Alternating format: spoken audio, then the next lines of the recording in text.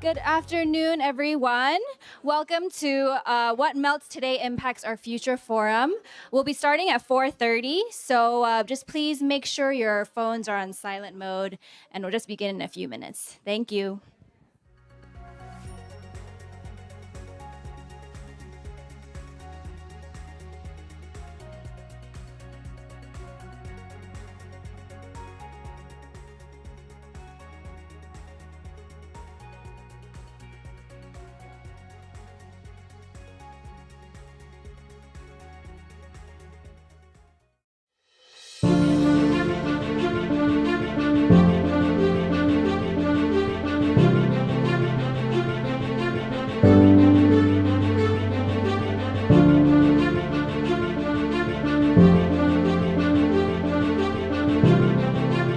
The Arctic is warming 4 to 5 times faster than the global average. It is undergoing irreversible change. Since 1979, the Arctic has lost 90% of its multi-year sea ice. Rising temperature, thawing permafrost, and melting glaciers are now changing the nature of the Arctic and of the ocean. Trouble for the ocean means trouble for us. For our health, for our security, for our economy, for our very existence. What happens as ice melts in the polar region, we see rising sea level. Now, 70% fresh water is stored in the Antarctic region. If that melts, we're going to see sea levels rise by 50 to 60 meters, and that will flood most of the major cities.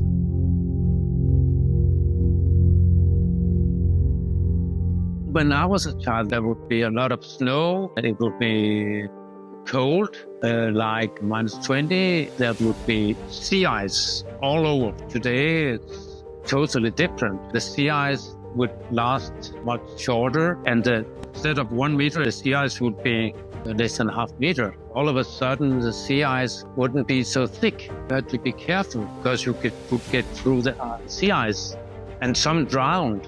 So that changed drastically. I was here 10 years ago, and as we got up here into the pack ice, it's much more solid than this. Now, you can get annual variation, that's normal, but consistently we're having less and less ice at these latitudes. It's also much warmer. The last time I was here, it was -8, and when we got here this morning, it was frightening. We cannot stress how urgent the climate crisis is. These climate-accelerated disasters are going to become the norm more and more. We're seeing it firsthand from the North Pole to the South Pole and everywhere in between. We saw it in Los Angeles, horrible wildfires earlier this year. None of us are immune. It affects everybody everywhere. The fire ripped through Los Angeles. Before we knew it, it was literally on our doorstep. And we lost our home.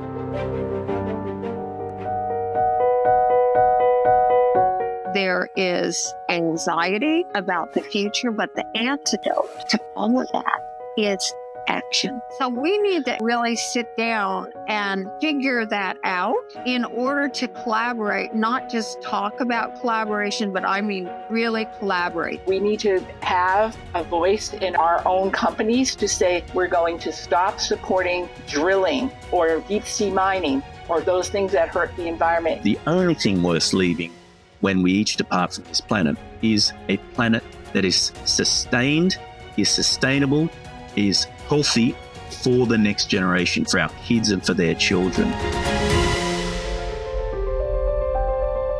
It's critical to understand that there is no business on a dead planet. So if we want to continue to be profitable going forward with the businesses that we run, we need to start understanding the value of nature capital.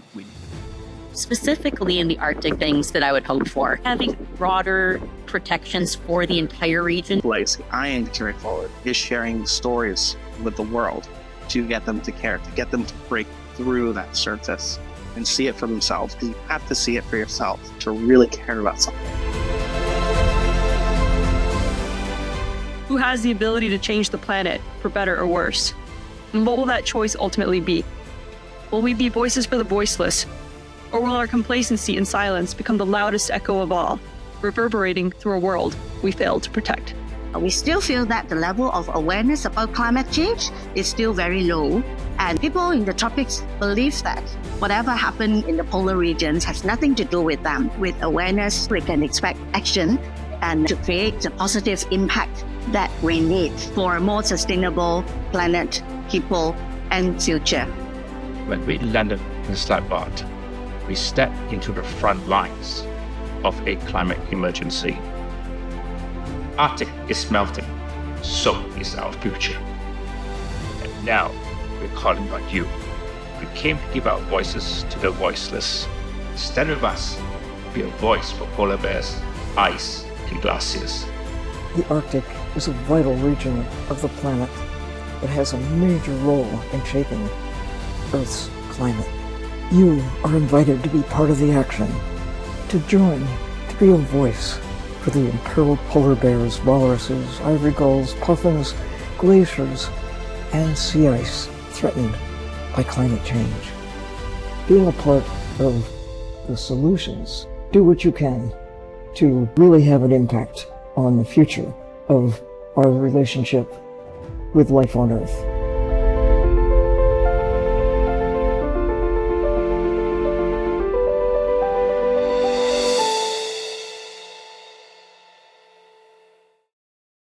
Everyone, and welcome to What Melts Today Impacts Our Future. Can everyone please join me in welcoming Her Deepness, Dr. Sylvia Earle? Dr. Sylvia, please.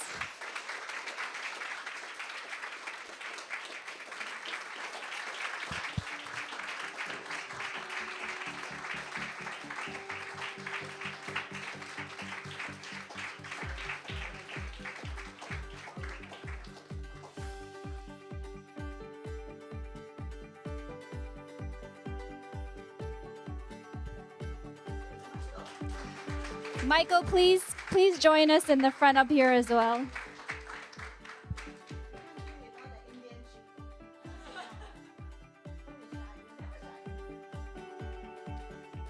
Hi, everyone. A very warm welcome to CDL's Singapore Sustainability Academy. We're very delighted to have all of you here with us today at What Melts Today Impacts Our Future Forum. My name is Marilyn, and I'm from the CDL Sustainability team. For everyone's safety, please take note of the fire exits and staircases located on the map and follow staff instructions calmly in the event of an emergency. Today's program brings us together around an issue that many may feel distant geographically, but whose impacts are felt globally, including here in Singapore. According to the National Oceanic and Atmospheric Administration, Arctic sea ice has been shrinking by more than 12% per decade, an area loss larger than Alaska, making it a clear indicator of a warming climate. We're very glad to have the Bears, Ice, Glaciers, Arctic Climate Expedition, or Big ACE, leaders Dr. Sylvia Earle and Mr. Michael Au, and some delegates with us today to share the changes and threats they have witnessed during their expedition. With that, let's kickstart today's program with a welcome message by CDL's Chief Sustainability Officer, Ms. Esther An, named to the inaugural Time 100 Climate Leaders in Business in 2023, amongst her numerous other accolades. Esther, please. Hello, everyone. I'm so excited. A reunion with my Big Ace friends. Yes, thank you so much for being here. We've been working on this project for the past 5 months. Yeah, 5 months. We came back in July, right? And then we started working and everything is under control. We just got the slides from Michael 15 minutes ago. It's okay. My blood pressure is still healthy. So anyway, welcome to the Singapore Sustainability Academy, or SSA for short. This is a very humble space that we opened in 2017. It is a partnership between public, private, and people sector. 6 government agencies are behind us to set up this space. And of course, private sector fund and build and manage it until even today. It's a rent-free space for NGO. We have 2 NGO. The one behind is the curtain is the Sustainable Energy Association Singapore. anything to do with renewable energy, they are the expert. And the business was so good. The booking is like we cannot meet the demand. So 2024, we opened an annex just across, and the NGO partner is UN Global Compact Network Singapore. So we expanded the sectors to multi-sector, not just building sector or energy sector. And since it opened in 2017, we track the energies that we generate using our solar panels on the rooftop. The green bar is what we produce. It's a real-time tracker. The blue bar is what we use. So since then, this humble space remains as net zero building facility. So you can see some of the solar panels here across there. And whatever material you see is actually from the most sustainable source endorsed by Nature Barcode. So we try to be, walk the talk and then engage more people. But what we are proud of is this space bring people together. And we have hosted 1,500 events, including training courses, events like this, and as of today, 59,000 people walk through this door. So all rent-free, and well, I don't like to write check. I like to build a space that people come together and we can track who come here, what subjects that we do and we cover, and then our network is much, larger now. And if I can show you the next slide, actually some of our big aces was downstairs. We're downstairs visiting our eco train, which is actually circularity solutions in action. It was actually built, opened in March last year. It's a cabin of a decommissioned train given by the government, the SMRT. So we converted it into a lovely education platform. Everything inside is about rainforest for now. In a month's time, we are going to change it to glacier. And the person who is running it is none other than MJ. Yeah.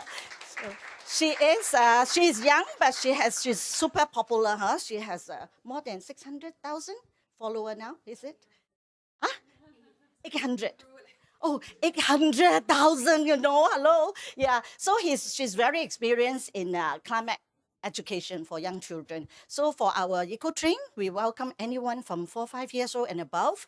And you bring the children, you bring the teacher, the parents and the grandparents. So we are all learning together across different age group and, different sector. And of course, tomorrow, some of you will be at Green Gallery, the CDL Green Gallery, which was open 13 years ago, 2013, and it's a net zero building, yeah. And it's partnership with National Park Boards and many other partners that tomorrow you will see the exhibition. If those who are not with us tomorrow, please come and visit. It will be open to public from the 6th onwards. Again, it is free admission. And since the opening, we have actually received more than close to 400,000 people from different parts of the world, not just Singaporeans, but tourists as well. 24 exhibition. So this is our second Melting Ice Sinking City climate exhibition. And the focus is on the Arctic impact. 2 years ago, we covered the Antarctic. And I think I can go on forever. I better stop soon. After we talk about the microforest, it is opposite to the eco train. For those who have time, please go and visit, because Singapore is very warm, as you all can see, and it is warming up twice as fast as global average.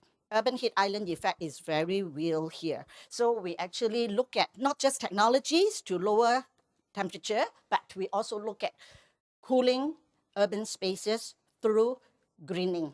So we built a microforest as a pilot project, and we have actually started collecting data since March 10th.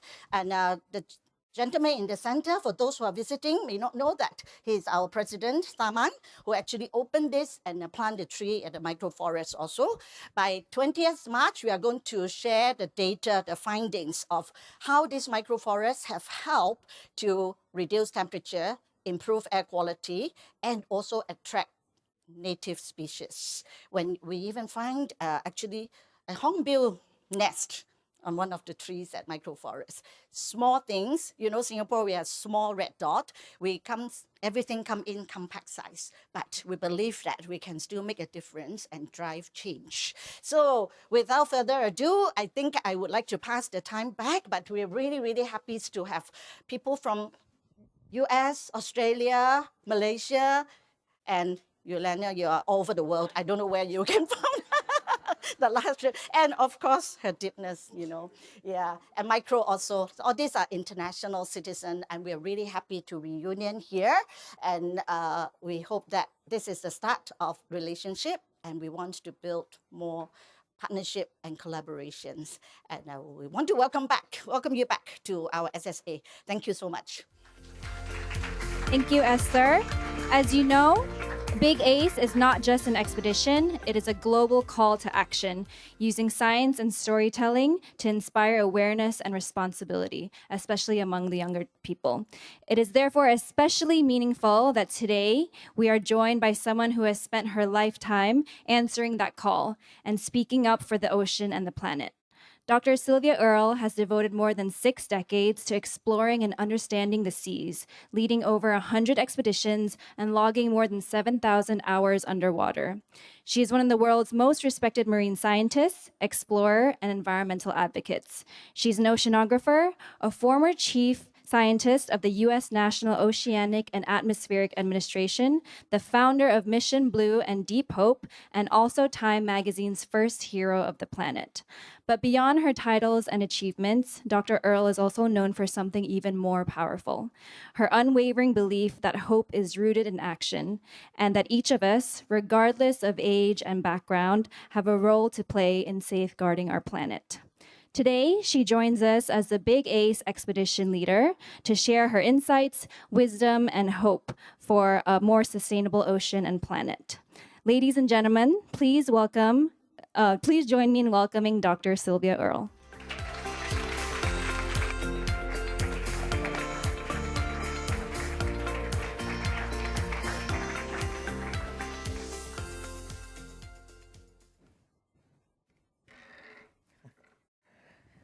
I see a lot of familiar faces in the audience. Some of my shipmates, teammates for the expedition last June, and some others who've been friends for a long time, and some new faces too. But I think we're all in this together because we're all residents of this little blue speck in the universe that happens to be, as far as we know, unique, filled with life, filled with water, the single non-negotiable thing that life requires. Whether it's liquid, frozen, or as a gas, it's water. And we might be able to get another image. Let's see. Okay, somebody help change the slide.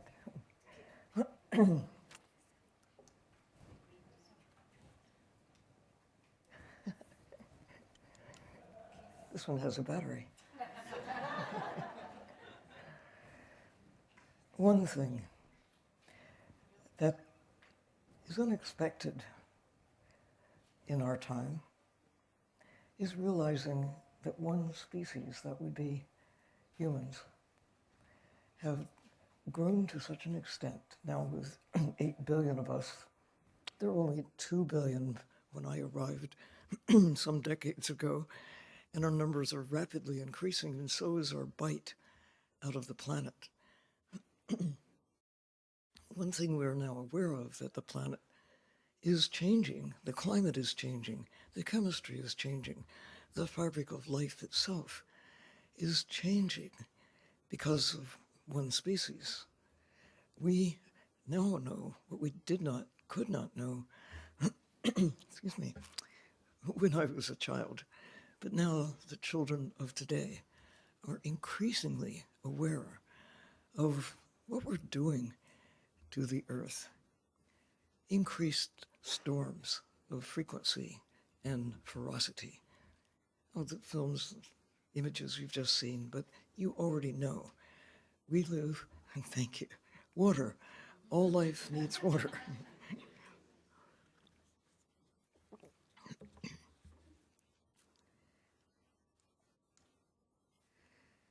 And nowhere are the changes more evident than where some of us were privileged to go last June to witness changes in the Arctic. And as Esther pointed out in the film, I'm so sorry. And otherwise, here we are in Singapore. It's nice and pleasantly warm. But if we did not have polar regions, the Arctic, the Antarctic, it would be a lot warmer. Earth has been that way at times in the past, but lucky us. We're coming down from one of the great ice ages, gradually becoming warmer.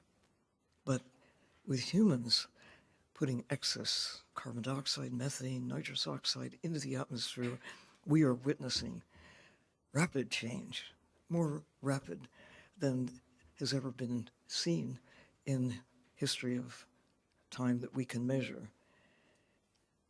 There's that little island country, another one.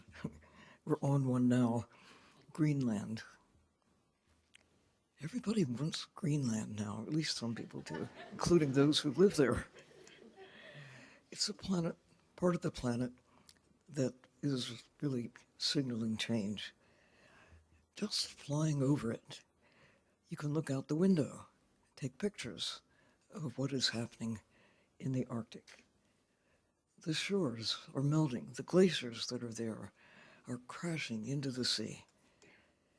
So as witnesses to go to document, to look at the changes, some of us have had opportunities to be in the Arctic before. My first time was on a Russian icebreaker in 1998.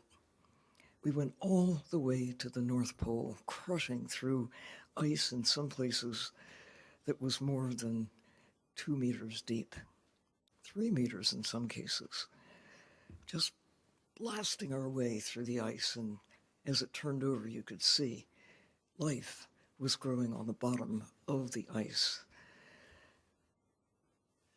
We saw a different part of the Arctic. We did not go all the way to the top of the world, but we went pretty close, deeper, further into the ice than was normally possible without an icebreaker. And we're here, some of us. I hope you'll have a chance to talk with some of us and share your stories. Some of you have been to the Arctic, as well as those on the ACE expedition last June. The privilege of being able to go and see the creatures who live there, not just the people of the Arctic, but the other residents who can't come to meetings like this, cannot go to the meetings about the government who are trying to carve up the Arctic one way or the other. It's happening. We're seeing with our own eyes the rate of melting that is increasing, the faces of the glaciers, the faces of the ice just slipping away. It's really kind of heart-stopping when you think about it. We need the ice. Even if you don't see it, even if you don't feel it yourself, it makes our existence possible. Some say that it's the air conditioning system for the planet. But whatever you want to think about it as being a part of what makes Earth habitable for the likes of us and for life as we know it in the 21st century. It's really rather startling to see the ice, both in Antarctica and in the Arctic, turning green, turning red, turning gold, with life growing under conditions that until quite recently were simply beyond their capacity. Be aware of the other creatures, not just humans, who are affected, but whose existence, like all the rest of life on Earth, affects us. I mean, polar bears are relatively recent additions to the fabric of life, but they certainly have been here longer than humans. But because of humans, their future is very much at risk. You can see these vast areas that once were solid white, now with big puddles of water. Bears have to swim longer distances to get from place to place. It's rather heartbreaking to see these creatures who need the ice. They become ice dependent. And so do walruses. So do other creatures that are at home in the Arctic, both above water and those who spend all of their time in the Arctic conditions. But lucky us, you're going to hear a bit more, and I'd love to hear from you, your thoughts about what can be done to look at our behavior. What are we doing? Every one of us. It's a little disheartening to go, as I did just a few weeks ago, go to those annual meetings of the World Economic Forum in Switzerland, and to hear these great proclamations about we need to have a circular economy. We have to think about giving back to nature. We have to understand the trouble we're in and take actions. A lot of talk. But when you look at the real action, it's still at a very beginning stage of what is really going to be needed if we're going to make this transition from what appears to be a rush toward disaster because of what we're doing to the planet, and actually taking the action individually and together. It is possible because, lucky us, the 21st century, for the first time in all of our history, we realize that our impact on the planet is heading in the wrong direction.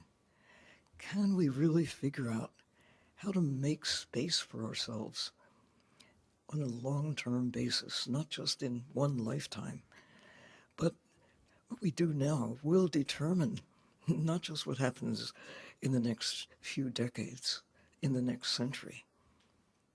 What we do now, or what we fail to do now, will determine the fate of the next 10,000 years. Most of our history as a prosperous species began about 10,000 years ago. Consider the number of people and our impact on the planet 5,000 years ago. We are already consuming nature. Some say, Ed Wilson, great biologist, points out that during the last 10,000 years, we managed to consume many of the large animals that once were with us, the large, the slow, and the tasty. We fed ourselves by taking wildlife. Agriculture really stepped in, and now we have 8 billion people because we grow most of what we consume. But we still consume a lot of not only large and slow and delicious creatures from the land, but especially from the ocean. Ocean wildlife, we continue to take the way we used to take wild birds, but we stopped because we came to see wild birds as something other than food or products. We stripped the feathers off a lot of birds, including the great auk that once was really common in the Arctic and down into temperate zones. But by 1827, they were all gone. We have managed to exterminate a great many of the creatures that I kind of wish we had today to complete in a more diverse way than we have now, but it seems we're heading in the other direction, eliminating whole ecosystems like coral reefs. I do ask you to give your voice to the voiceless and join with those who had the privilege of going to the Arctic last June to see how can we accelerate not decline, not the loss of ice. What can we do to restore health. I mean, we can look at the big corporations, we can look to the big governments, we can look to small island nations with big impact, like here in Singapore.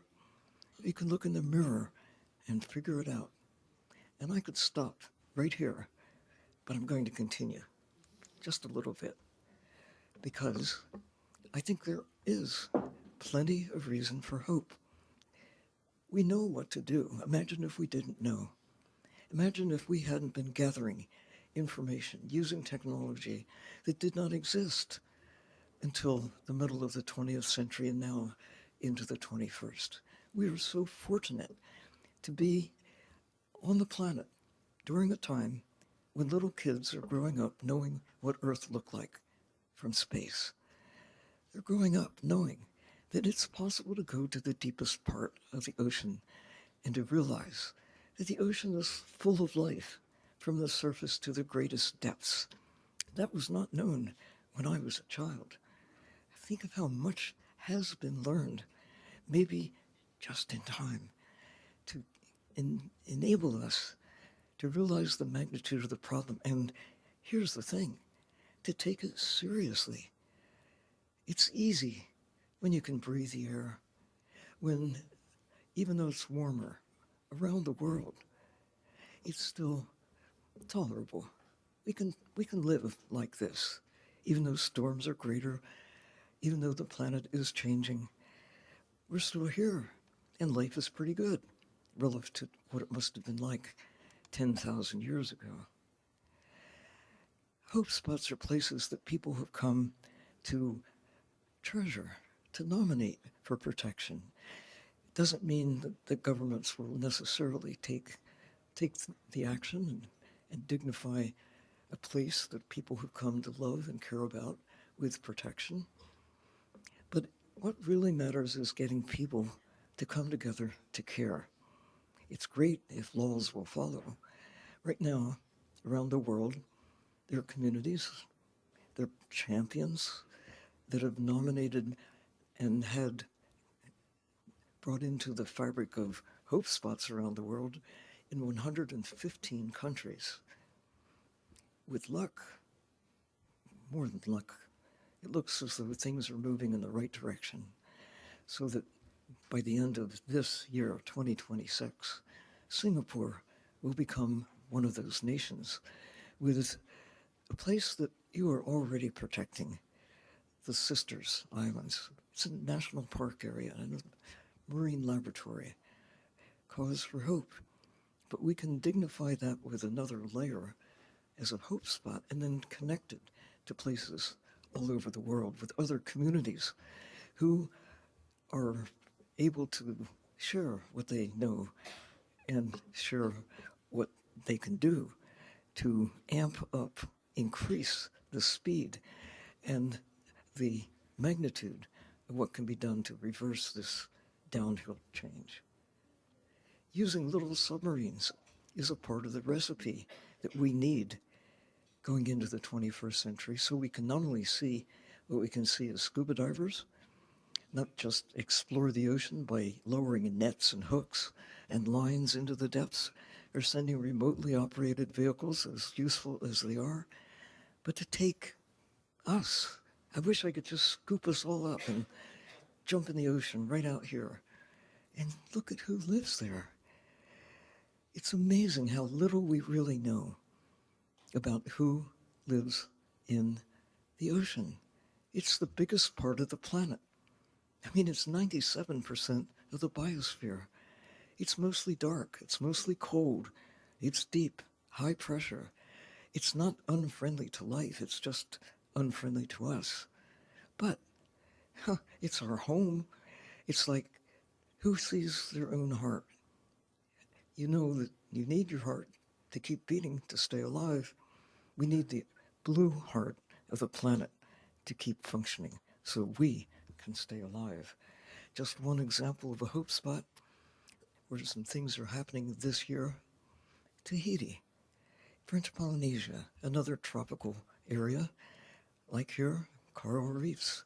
And like here, people have been exploring the ocean by holding their breath by using scuba, by lowering instruments from the surface into the depths. And there are people who go there because they love a healthy ocean. This is one of the high-end resorts on Tetiaroa. This is the Brando Resort. They're supporting research, and they're supporting now a new way of viewing the ocean with submersibles. People have been viewing the ocean like the French in French Polynesia across the Pacific with the Polynesian Voyaging Society, today going back to some of those ancient pathways in the sea using traditional sailing techniques. This is the Hokulea. It's built like those old sailing vessels that for thousands of years have been taking explorers, people, throughout the broad Pacific Ocean. But now, with the opportunity to get over the side using technologies that haven't existed until the middle of the 20th century or so, to go down and see the creatures on their own terms, using face masks, using scuba, using things that did not exist when my parents were children. But now, we can do this. We can go down and visit with those little creatures that are part of our life support system. We can see the gardens in the sea. We could not do that until very recent times. All of the history of our species, it's just in our time that we're beginning to know the ocean, care for the ocean. And now, in French Polynesia, by the end of this coming year, 2 little submersibles that go to more than 1,000 meters down to the twilight zone will be operational, not just for scientists, they'll be available for tourism. It's a model that is really beginning to take hold, where people can pay to go and explore but benefit science, research, the knowledge base that is rapidly growing, and to take kids, not just learned scientists, or not those submersibles that are used for commerce in the oil and gas industry or for salvage or for military operations. These are friendly. Let's get into a taxi cab and go cruising to the ocean. Take pictures, share the view, get information that can be shared across the network of life.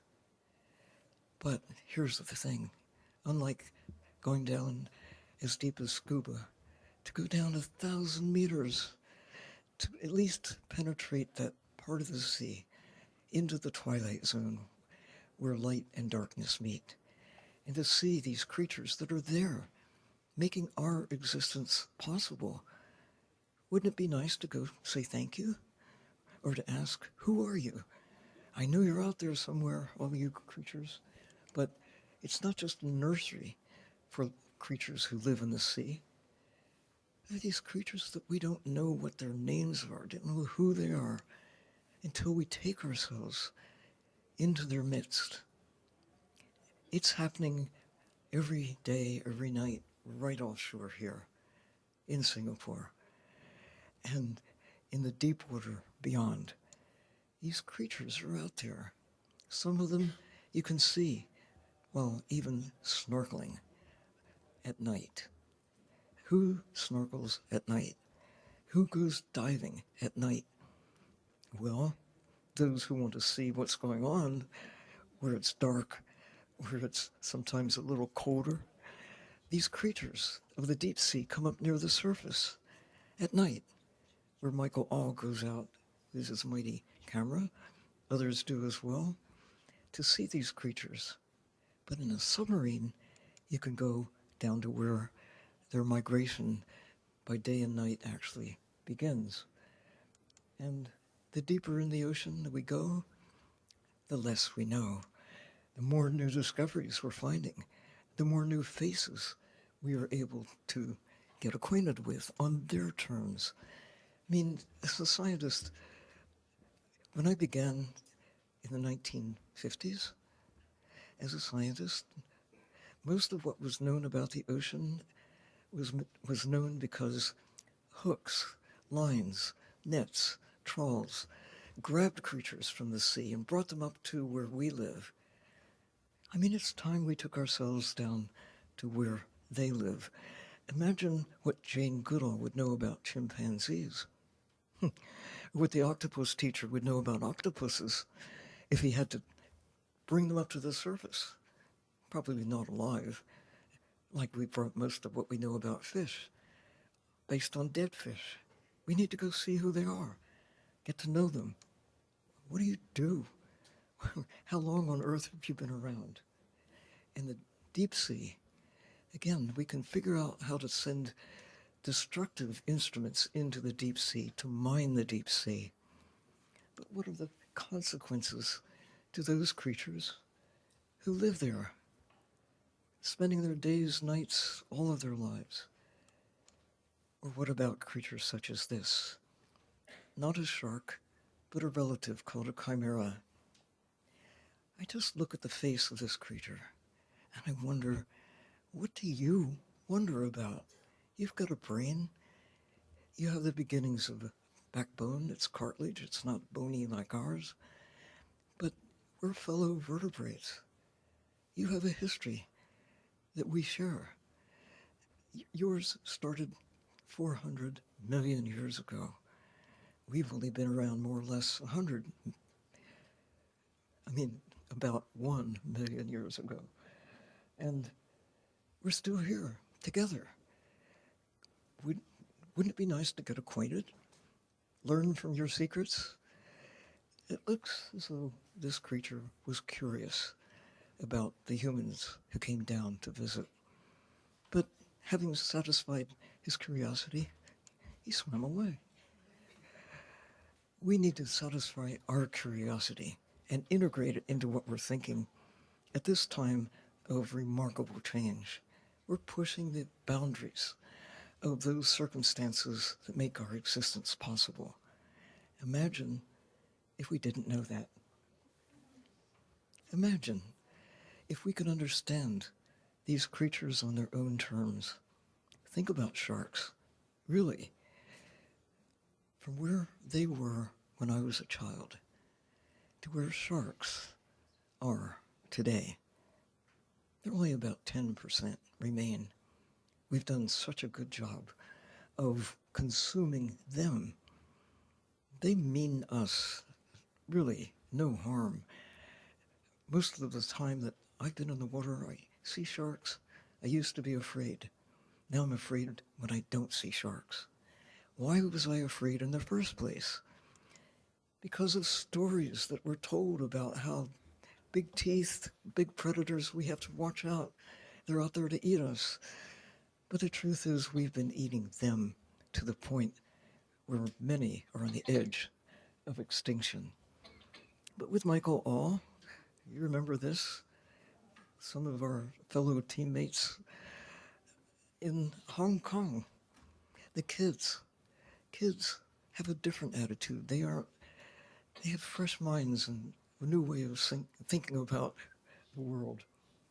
And we had 1,000 school kids assembled saying that we love sharks, we want to take care of sharks. So I think we ought to put the kids in charge, because if they took that attitude about all of nature, and many of them do, we could change our trajectory, value nature for more than just something to sell, something to eat, something to turn into products. We need to change the way we think about nature, the big creatures in the sea and the small ones too. These are our neighbors. These are not just something to be turned into wealth. Right now, one of these creatures is swimming around right here in the waters of Singapore. We should greet this creature. We should name this creature. We should protect this creature. We shouldn't be inclined to say, we've got to get rid of it. It could eat us or something. Our attitude about our neighbors, even our fellow humans, must change. We've got to realize what a privilege it is to be a part of life on Earth. That Earth exists at all is something of a miracle. Where else in the universe is there a place like this? This is our time. We can be the heroes for everyone who follows, or we can be those who kids in the future will look back and say, why didn't you do something? Because you knew and you let it slip away. Or not. Thank you for being here and being a part of the solution.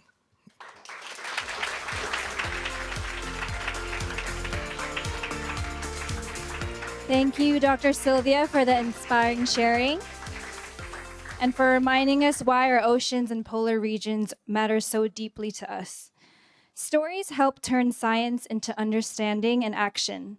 Our next speaker has dedicated his career to telling these stories through powerful visual storytelling. Please join me in welcoming Mr. Michael Au, founder of Ocean Geographic Society.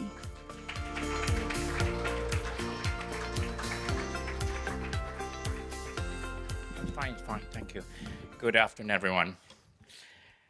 Thank you, Esther. Thank you, CDO, for supporting Big Ace, our event. It's a privilege to be here, and especially for all the big aces coming all the way to Singapore. It's always a challenge going after Sylvia. But I'll do my best.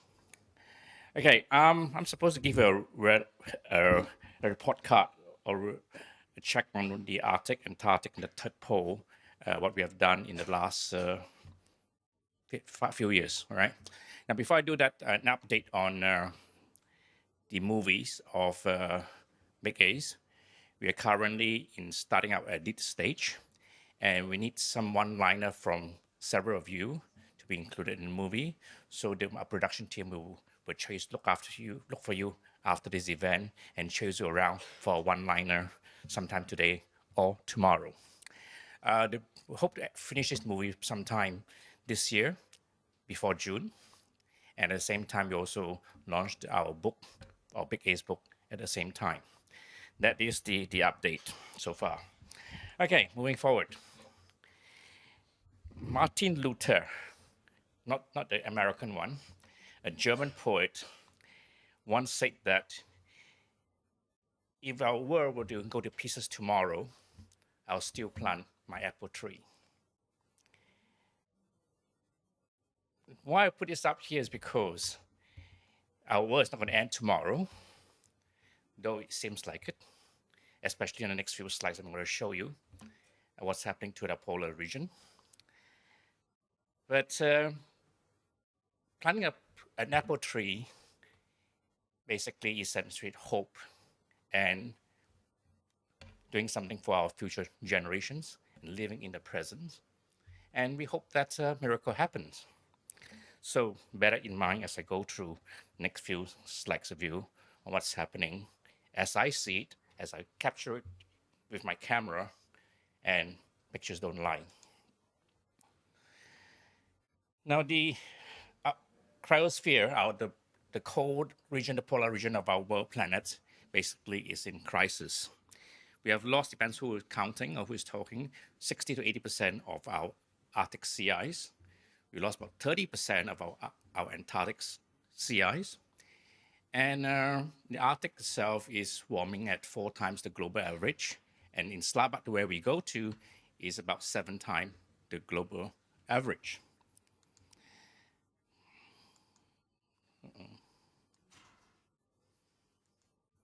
Okay, this is a next few slide is pictures from our Antarctic trip in 2023. Till I say this now, not many media will publish a picture like this, where you find that the Peterson Island in the Antarctic Peninsula is turning green and red. We call it watermelon snow. These are algae being caused by warmer temperature, and these algae inhabit the ice. So it's darker, absorb more heat, melt faster. And this is what we see, this actually Alex Rowe's picture in 2023. And our friend went back, one of the big aces went back in 2024, last year, She says worse than the year she was with us in 2023. She went back 2025. It was worse as you see it. In fact, it's darker. You can see the face of the island, the glaciers front, very, very dark green, especially in February and March. And that's what we're facing now. Now, on our Big Ace expedition this last year in June, 98 of us from 20 nations get together to witness the front line of climate change. Without a doubt, the Arctic is the front line, being, especially in Svalbard, warming 7 times the global average. Now, this is the scene of Svalbard I shot in early of 2024 when I was there. Now, when we were there last June, 2025, in February, smack the winter month, 14 days of February, the temperature was 0 degrees Celsius. Seems cold, but it is 20 degrees warmer than the normal average. And the scientists who were working there say they witnessed rain on snow during February. That's a winter month. And that's very bad.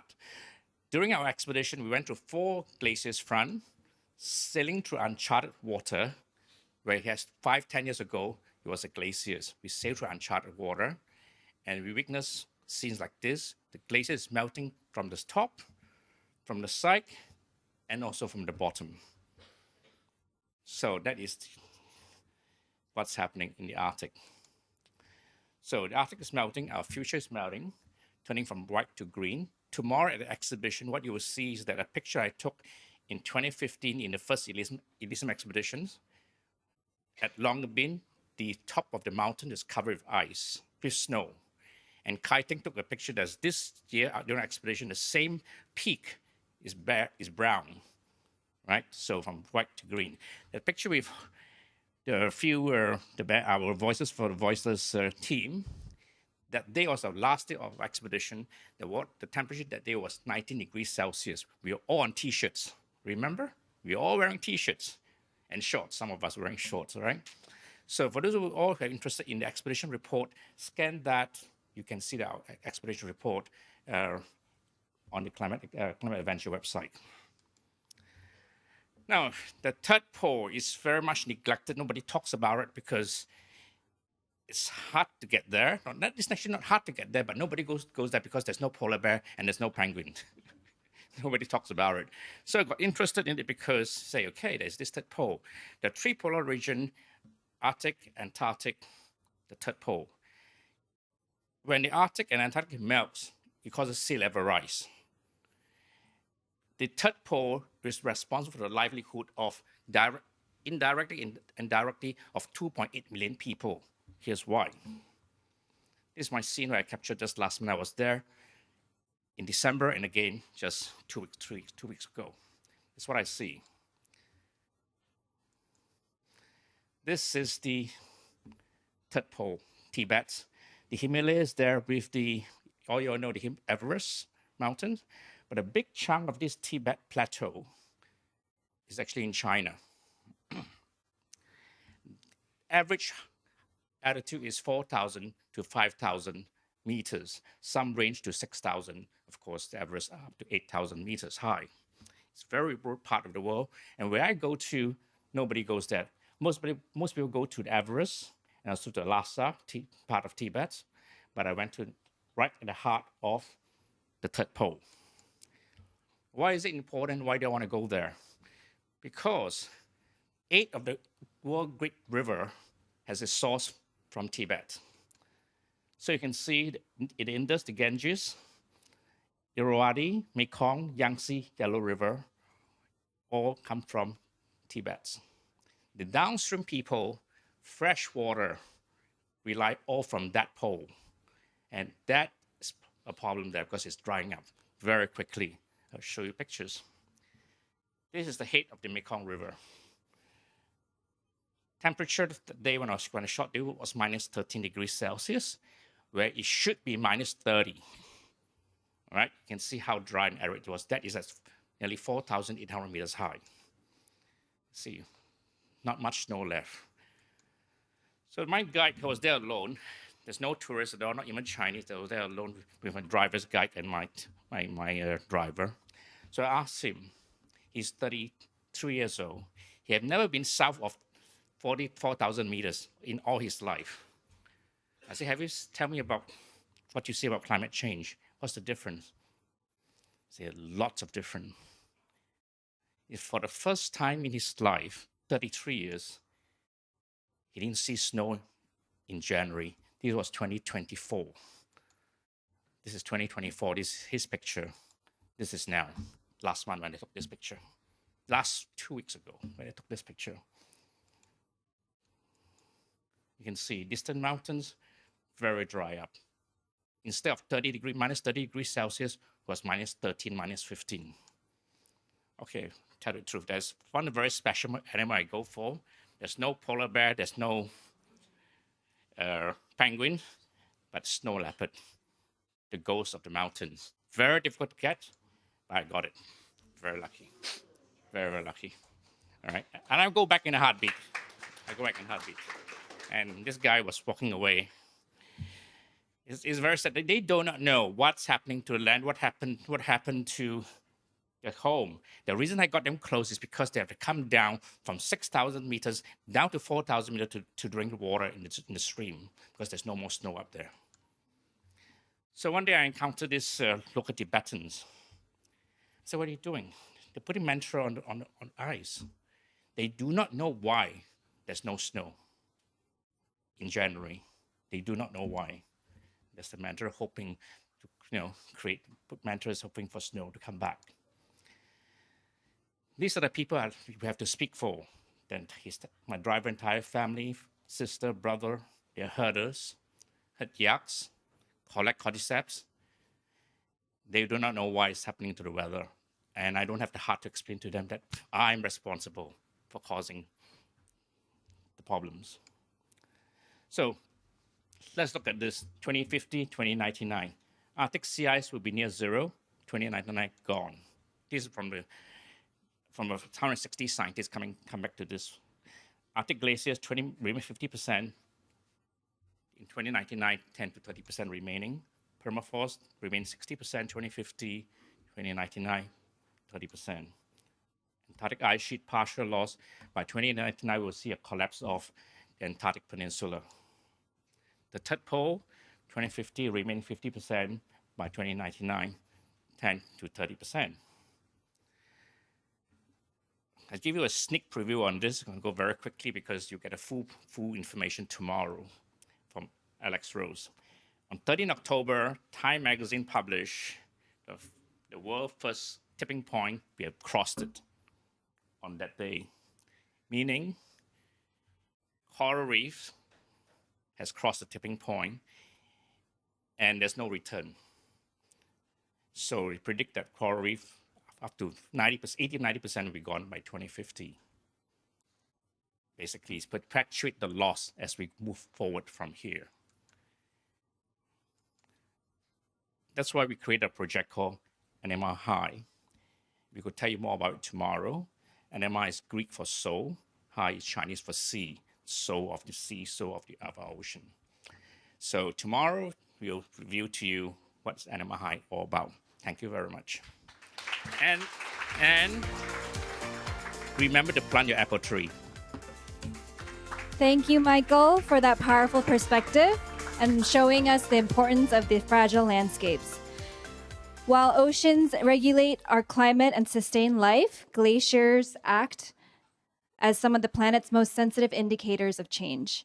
It is now my pleasure to invite up here Dr. Uliana Peña, scientist, mountaineer, educator, and TEDx speaker, whose work takes us to the front lines of climate change, studying how glaciers are responding and also what their retreat means.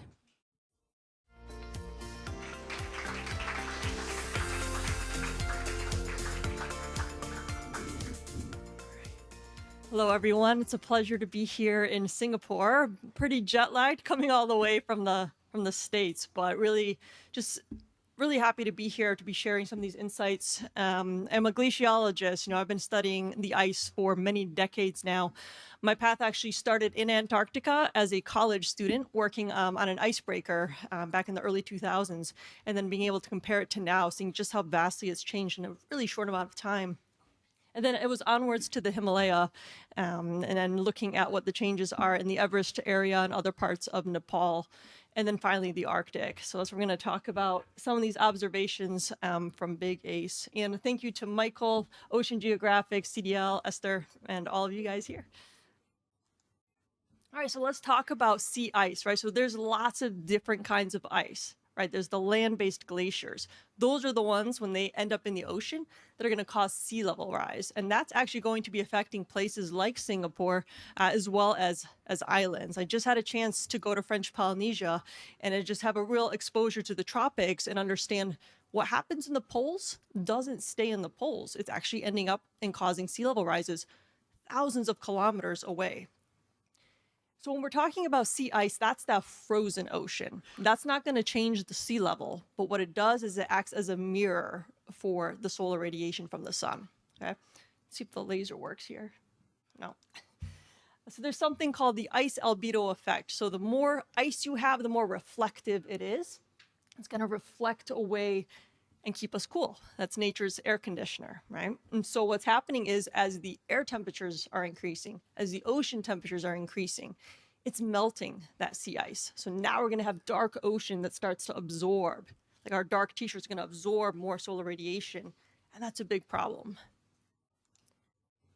And like what Sylvia was talking about, the importance of the biological role. Okay, so we have sea ice is as important to the Arctic ecosystem as soil is to a forest. All right, so what we're seeing from the top are this beautiful ice, beautiful formations. But then, as Sylvia was saying, when you're breaking the ice and you see those pieces of ice flipping, you see green, right? So you see algae under there. And so that's changing because of these warming temperatures. And that affects the entire ecosystem all the way up through the polar bears. So the sea ice is important not just for the physics of it, for reflecting that solar radiation, but also for the biology. So at the start of our expedition, this was the extent of the sea ice. This orange line you see here is what the average was in the 1980s to early 2000s. We had a lot more ice. You can see some gaps here. Okay, so can I move this so I can walk maybe with it? Yeah, since I don't have a laser, I'll use, so this should have been the sea ice extent, and this is where our expedition started from. And you can already see the recession of the edge of that ice pack. You'll also see a lot of yellow, and that yellow is not good news. That's missing data due to lapse in federal funding. And so people instead have picked up the slack. Citizen science has been happening, deployment of buoys to get that data, because this data is telling the story. It is literally written in the ice. And so just to zoom in here of Svalbard, there's the North Pole that way. Again, not as much of this sea ice as we should have this time of year. And this is what it looked like from our ship. Remember how exciting it was to be getting to the edge of that pack ice, finally hitting the ice, but then seeing, oh wow, look, there's a lot of gaps here. There's a lot of darker colors. And something that really struck me is how quiet it was. I don't know if you observed that as well for those who are on the trip, but we should be hearing a lot of cracking, groaning, and ice being moved around, meters of ice, and instead it's pretty quiet slicing through that. So the minimum sea ice extent was reached officially September 10th of 2025. So again, this is what it should be in orange, and this is what we had on that date. Big chunk is gone here on the Alaskan side. Okay. And this arrow here shows us in blue. So this is official data from the National Snow and Ice Data Center. They've been collecting this data. This is the satellite record almost 50 years now. And this year that we were in the Arctic, it's amongst the 10 lowest sea ice extents in that 50-year record. And the stunning thing also is from 2007 until 2025, all those years are the lowest in the record. So it just keeps getting worse. couple months after our Big Ace expedition, I had a chance to go to the geographic North Pole, and I was listening carefully to what you were saying, Sylvia, about breaking through those meters of ice. And again, the quiet is what struck me. As we were sailing overnight and reaching the geographic North Pole, I fully expected there to be all this crashing. It's like slicing through butter. So you can see how thin this ice is, right? So this is after the minimum extent, which means the ice is starting to rebuild. But you can see how thin. Open water at the geographic North Pole is not something I was expecting. Now, just to go back for a second here, when we show this sea ice extent, this is just the extent of it, but not the concentration. I was trying to pull this data, but because of the funding issues, I couldn't actually get these graphs to show. But the concentrations will show that's not all ice covered. And there's a lot of gaps, a lot of open water in there. So just again, this image really just struck me, and I wanted to share it here to get a visual of like, that's not what that should be. So when it comes to Svalbard, it's warming twice as fast as the rest of the Arctic and 7 times faster than that global average. What's the problem with Svalbard? We're not talking about the sea ice, the frozen ocean. Now we're talking about the land-based ice, the glaciers that are supposed to be on land, now ending up in the ocean. And this map here shows everywhere there's been glacier losses and gains since the 1930s. Right? And so what you see there is a sea of red. Right? There's hardly any gains anywhere. And again, this is land-based ice. It's ending up in our ocean. So Longyearbyen is the name of the city where we started in Svalbard. For those who have been here will recognize this main street, right? And then Longyearbyen, that's the glacier behind town. Okay, so this is a picture from 2011. I don't have it lined up perfectly because this was shot on foot and another one was shot from a bus. But just to show what kinds of observations can we see here. It's a lot less ice in that time frame, and it's also a lot darker. Right, so there's 2 things that are happening here. One, as the ice is melting, there's a lot of dust and dirt coming off the mountain that's landing on the ice. And when you have dark particles, it's going to actually accelerate melting. Then Longyearbyen is also a coal mining town. Right? And so there's a lot of coal dust. And a lot of that can end up falling on the ice. And Michael, it stood out to me what you said in Tibet, seeing how they were writing on the ice, and that actually can cause accelerated melting because the darker particles can melt that ice much faster. So my research began in black carbon, and it's expanded now to microplastics and something called PFAS, or the forever chemicals.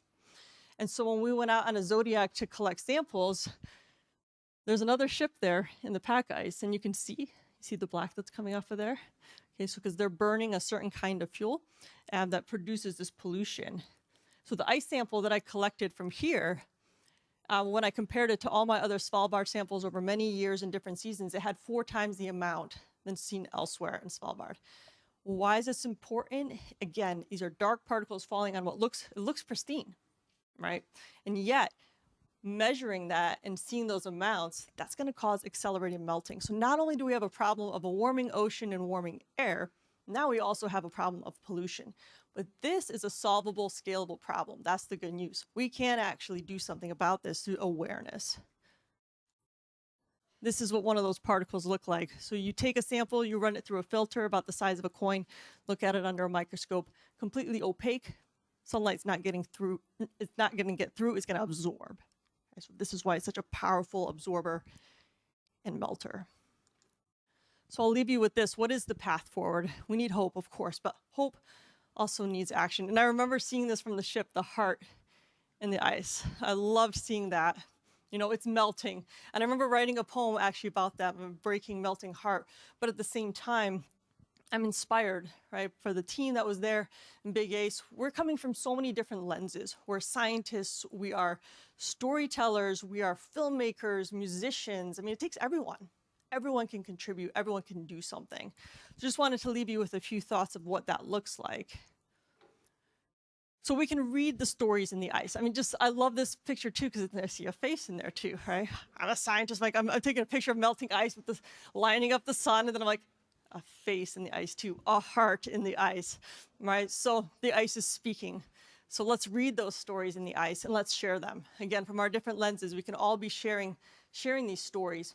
And then inspiring change in our communities, right? So we have the big picture, what we're doing with Big Ace, signing petitions, which has been shared, I've been sharing it, but also change starts individually in our communities. It can sometimes just feel overwhelming, like what can I as an individual actually do? I can make good choices, but look at what is happening. I'm inspired here in Singapore as well, just seeing what's happening, like just the greenery in the city and the buildings. As Singapore is doing things right, what a model, and it shows how possible change is. So again, a big thank you to Big Ace, Ocean Geographic, CDL for this opportunity to speak, and thanks for the welcome to Singapore.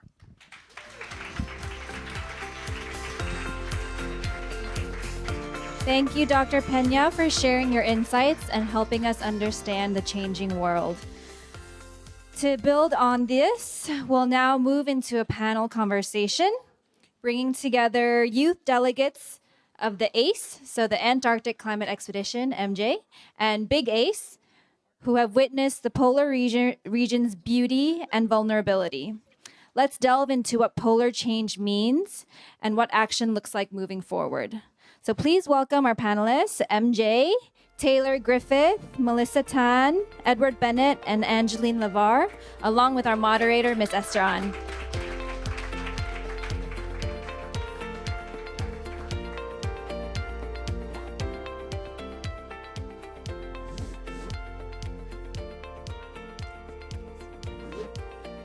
Hello, everyone. Now you can see, you can feel the youth. Just stop at this. So I'm just facilitating the discussion only.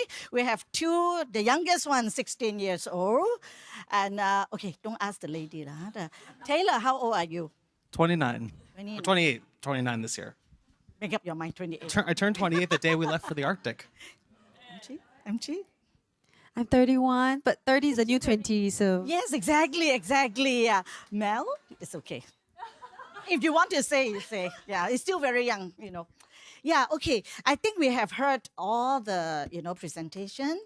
There's something that we should be worrying, right? I mean, it will be a lie if I say, as a parent, I am worried. Yeah.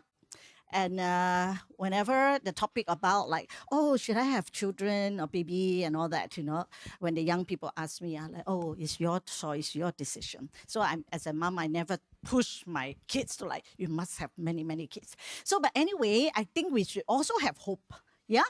And then that is also why we have this community, this space that we want to bring people together. There's still a chance that we can turn it around. And I'm really happy to have everyone here, the young people who have experience and, whether it is the North Pole, South Pole, most of you have been actually both. Yeah. So actually, Edward was like telling me 3 times, twice Arctic, right? And once Antarctic. You're lucky kid, 8 years old. Hey, mom. He's such a lucky kid, or dad also. Yeah. Okay, Angeline, you celebrated your 16th birthday also. So now I want to ask the very quick warm-up questions. So you were first time there, whether you twice, 3 times or whatever. What was the memorable experience that struck you immediately? And yeah, maybe we start with you. I think for me it was seeing the polar bears for the first time. I remember a couple of the kids and I were watching a film, and then suddenly we heard Christophe from the speaker saying that there was a polar bear. So we all rushed to the deck of the boat, and as we were looking through our binoculars and through our cameras, we saw what looked like a fluffy marshmallow by the coast of Svalbard. But it was a polar bear, and it was really cool. I just remember feeling awe and feeling admiration for it, and it was also quiet and it was also amazing. I felt really privileged to get to see it. Yeah, actually the whole boat was like very quiet. Everybody is just focusing on the polar bear, right? And what about you, Edward? Hello. I think it was probably the reindeer. That was my favorite part. They were so cute. I didn't actually know they were real until I was there. I thought they were just like Santa and like a fake thing, but yeah, it's really the wildlife and the birds. I loved the birds. Photographing the birds is so much fun because they fly so fast. But I mean, getting that shot is just amazing. Seems like it's all about, you know, animals and all that. What about you, Melissa? Oh, well, I'll point out two things. I think a lot of us resonated with the polar bear because it's almost like the world disappears. And even though we were 100 people on this boat, we felt so united with this creature, even though it's hundreds of meters away. And you would try really hard. The team on the ship were so good at spotting that white thing by that kind of hill behind that other white thing. And they were so trained to see it. And the rest of the city folk were like, what? But when you finally spot it, you can feel the reverence like rise up within you. And it's like, it goes quiet on the ship. Just as quiet as it is in this room right now. And you would think like, I would do nothing to hurt this thing. It is impossible for us to think about how would anyone want to destroy something so beautiful. And yet we're doing that every day, unconsciously, through our actions. So I think that's that one moment that none of us will ever forget, seeing something so magnificent and remembering how connected we are to it. Yeah, exactly. Taylor, what about you? I'll give you two quick ones. My favorite and the most interesting. My favorite, I think, was seeing the polar bear sleeping. There was one that came in right up to the ship up close and just decided to take a nap in the snow and sort of like bird itself in like a dog would. And we just sat there and watched it, and it was lunchtime, and just sat there through lunch watching and watching and watching. It stayed with us for a long time. So it was amazing just to see the personality of the bear come out. And the most interesting thing I saw was the actual fact that whenever we approached a glacier, the ship was actually inside of the glacier on the maps. And those glaciers are receding so fast that the maps can't keep up with them. And I think that's the thing I think about the most when I think about the trip, is just those little facts of change that we saw firsthand. Great. Yeah, seems like we are all connected with these white fluffy animals, right? Yeah. MJ, you were with us on for the ACE 2 years ago, 2023. So penguins, they're as lovely and as cute. Honestly, I still remember them even after 2.5 years now. So what was the one memory that you remember most? Oh, it's still fresh in my mind, to be honest, even though it's like 2-3 years ago. I'll share two very quick ones. So the first one is I remember the first time we stepped on Antarctic land near the Antarctic Peninsula. It was like brown. There were hardly any ice, and there were like grass everywhere. I was like, wait a minute, this is not Antarctica. Like, what the hell is this? Like, really, it was like, huh? Like, and I remember I filmed a video to post on social media about it, and the video got 5 million views on TikTok alone. So I was like, people are actually concerned, especially when they expect white and ice, but what you see is like gravel and just grass growing because of climate change effects. Another one about the penguins. Unfortunately, I did see a dead penguin. I was walking, and I suddenly hit something like fluffy. And I looked down, I was like, it was a dead baby penguins. I mean, they do suffer mortality, but it's increasing because there's a lot more rain in Antarctic. And when penguins, their feathers get wet, they will suffer from hypothermia. Yeah, so just seeing that in front of me, I'm like, oh my goodness, like there's a dead penguin right in front of me. So that hit me quite hard. Yeah, I think, well, whatever age you come from, you cannot resist polar bear. And I think the moment that, remember that one, I think it's the third or the fourth polar bear that came very near to our boat, and then he was standing up, right, and then stomping on the ground. You see them a lot walking, right? But this particular one is like, I want food, like stomping. So my brother-in-law said it's because he was eating some pakwa, which is dry meat, yeah, in his cabin. So, but anyway, we have actually a lot of fun looking at that, and also really awesome to see some animals that we never seen. But yes, I agree with Melissa. Is that like, how would you have the heart to, to hurt them. And same for penguins and a whale also, if you remember. Yeah, there was also whales that's circling around our boat. So after your trip, and we all find something that close to our heart, but we all come from different parts of the world.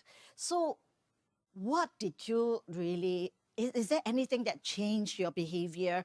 Or actually we were all called ambassadors, if you remember. We are not, holiday goer. All of us have to do something when we come back. So come this direction, MJ, you are an educator, climate science, teacher, many things that you are doing.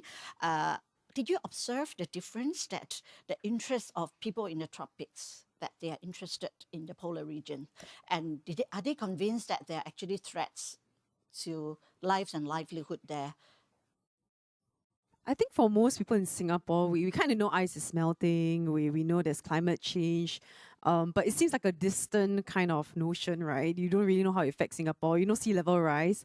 But when I came back to see the extent of the sea ice and how small the boat is compared to the giant glacier, and imagine that if it all melts and falls into the water, then that's like 6 meters of sea level rise for Singapore immediately. So when I came back, I wanted to share this urgency to Singaporeans because it's so far, but yet it's so near because sea level rise affects my country especially.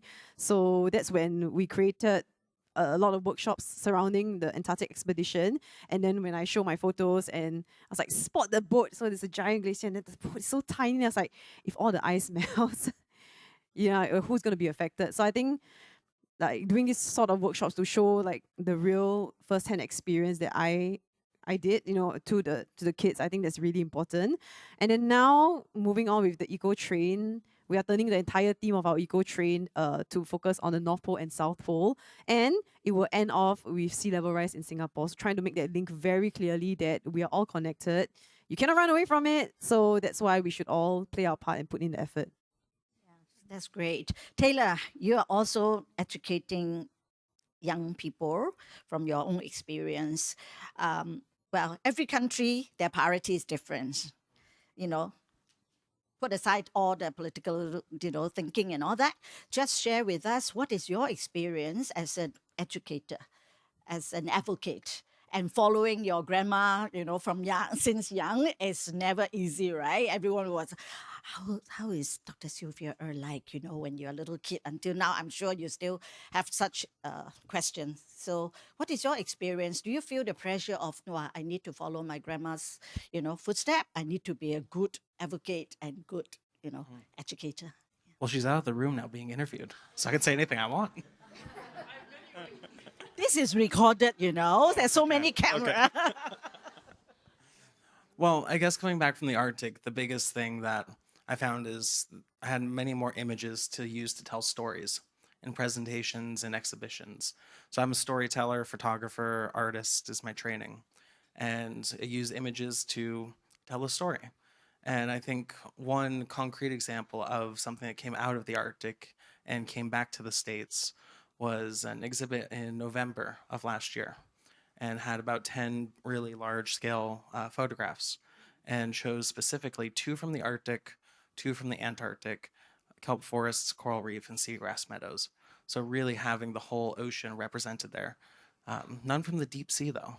That'll be next year. We'll dive deep next year. Then we'll really complete the whole ocean. But really wanted to give people a view of when you see the ocean out there, it's not just where you are in the bubble that you live in. It is a global connected ecosystem. So getting to the Arctic and really getting those images to complete that story, I think was the most impactful tool that came out of it for me. Yes, wonderful. This young man worked so hard on the boat. I was the site reporter just now, the video that you saw. So, the footages are not by professional, it's just by this amateur. So I have to book him at 11 o'clock at night, right? Almost 11 o'clock. At least. It was still bright and sunny outside. Yeah, but it's bright and sunny, but you were like crazy packed, right, throughout. So maybe after 11 I should be free. I like, okay, so, but anyway, we did a very good chat, and most of the interview there, we actually did it, between windows. Actually, the expedition kept us really, really busy. And the moment that I remember most, actually, I value most, is with the late Ole. Yeah, so he left us a couple of months, and sadly, after the interview, and he was so passionate and all. So anyway, Melissa, you were in both A's and Big A's, and you are also a strong advocate and a TV host, and you work. You're based in Malaysia, but you work in the ASEAN region quite a lot. Share with us, what is your feeling about people when we talk about sinking cities? In fact, in 2023, the first time we staged the melting ice sinking cities, we list out the top 10, cities that are sinking. And I hosted a group of ASEAN, visitors, and they say, "Oh, my city here, let's take photo," Then I'm like, okay, nobody seems to feel worried or threatened. So what is your own experience? Yeah. Yeah, I think that's why we have so much responsibility to help people remember. Because I think even through images and through stories and through all these wonderful things that the world has, it's really the lens that you see it through that helps you derive meaning out of it. Sometimes people can go like what we learned on the trip as well from Ole Jürgen Leoden was people would look at a polar bear and look, wow, that's amazing. That skin would look great on my floor.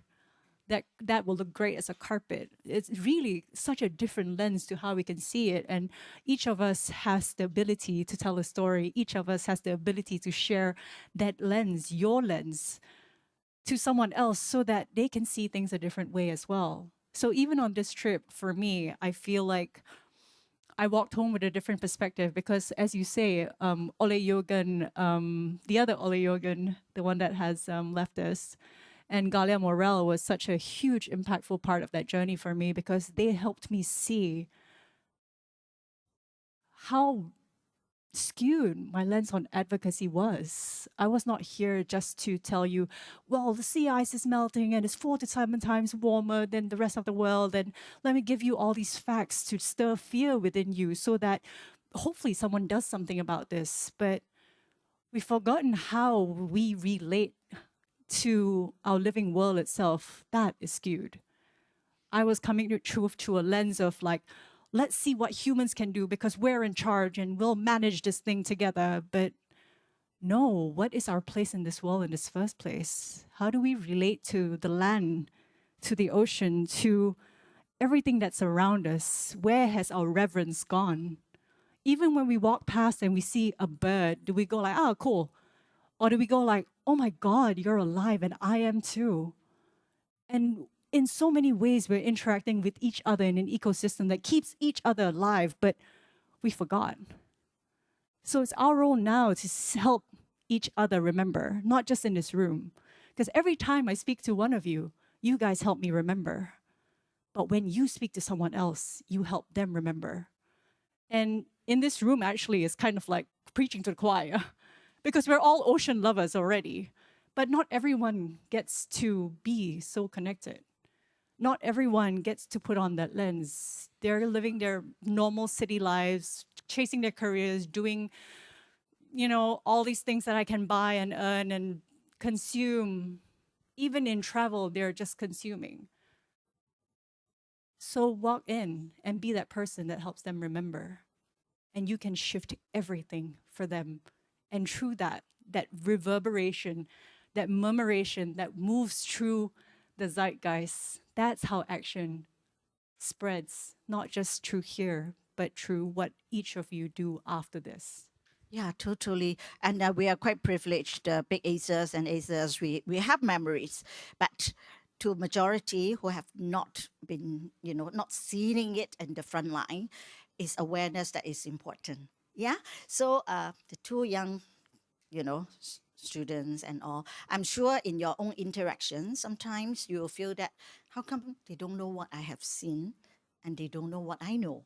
So what do you think? You can make them aware, but still keep them open rather than, he's so boring, always talking about environmental protection, Yeah, when I started my journey as a green, advocate, I have a lot of people rolling eyes at me and all that. So you need to be very, consistent and persistent and all. So do you have that guts to try to change people's mindset and create the awareness that what they should know?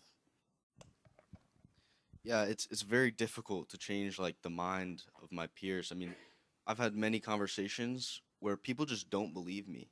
They're like, "Oh, climate change? It's not real. Look how cold it is outside." But it's cold because of climate change. Look at every other part of the world. It's probably warmer. The average temperature is higher. And it just hurts me deeply to see that in so many people because like there's so many things I haven't seen or that I have seen that I wish other people would see or I could see. Sea ice, it's vital for the ocean and for marine creatures. And there's many things I want to see that I might not ever get to. And so it's very difficult to convince people, but sometimes like I don't know, my friends will ask me, "What did you do on that trip?" I'll have to explain it to them, and they'll be interested, but it's not as common as I hope it would be. Yeah, which is very sad. Well, you are not alone. We always, yeah, we have to bring our memory, our knowledge to more people. Yeah. And Angeline, you are based here in Singapore, which is in the States. So the environment is quite different. And I will say that many Singaporeans are more aware and more concerned about climate change than many other places in the world. So what is your experience, interacting with your peers, your friends, and are they, wow, you went to Ate, tell me more, or like, oh, okay, was it fun? And then talk about movie already, right? So how would you want to break their ice and tell them more about what you have seen and what you are worrying and what you hope that you can do something to change the mindset of them?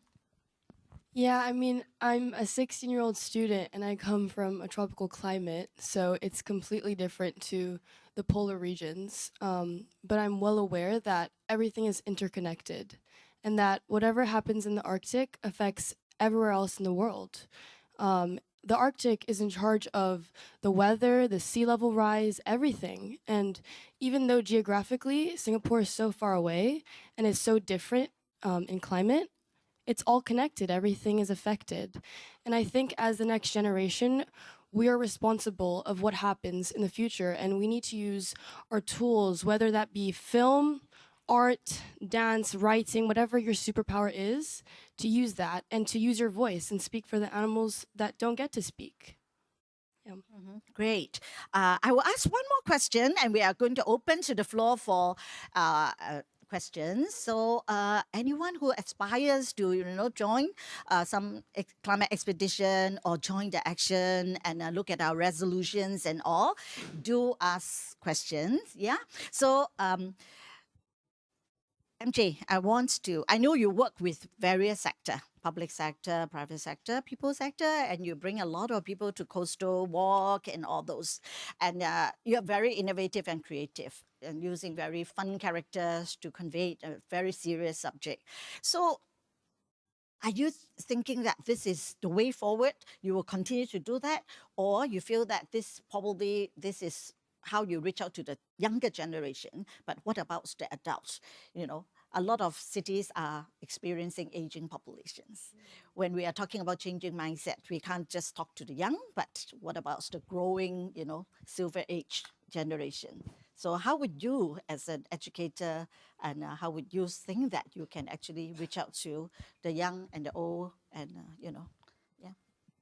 Well, I think for my work, which is primarily we create new content on social media, it's not really exactly the way forward, but it's one of the ways forward and plugging the gap in the ecosystem. So we need educators to speak to various demographics. And for me, I was specifically targeting just the general audience. I wasn't targeting any age. So we do have the older people watching our stuff also from our stats, and I was quite surprised to see.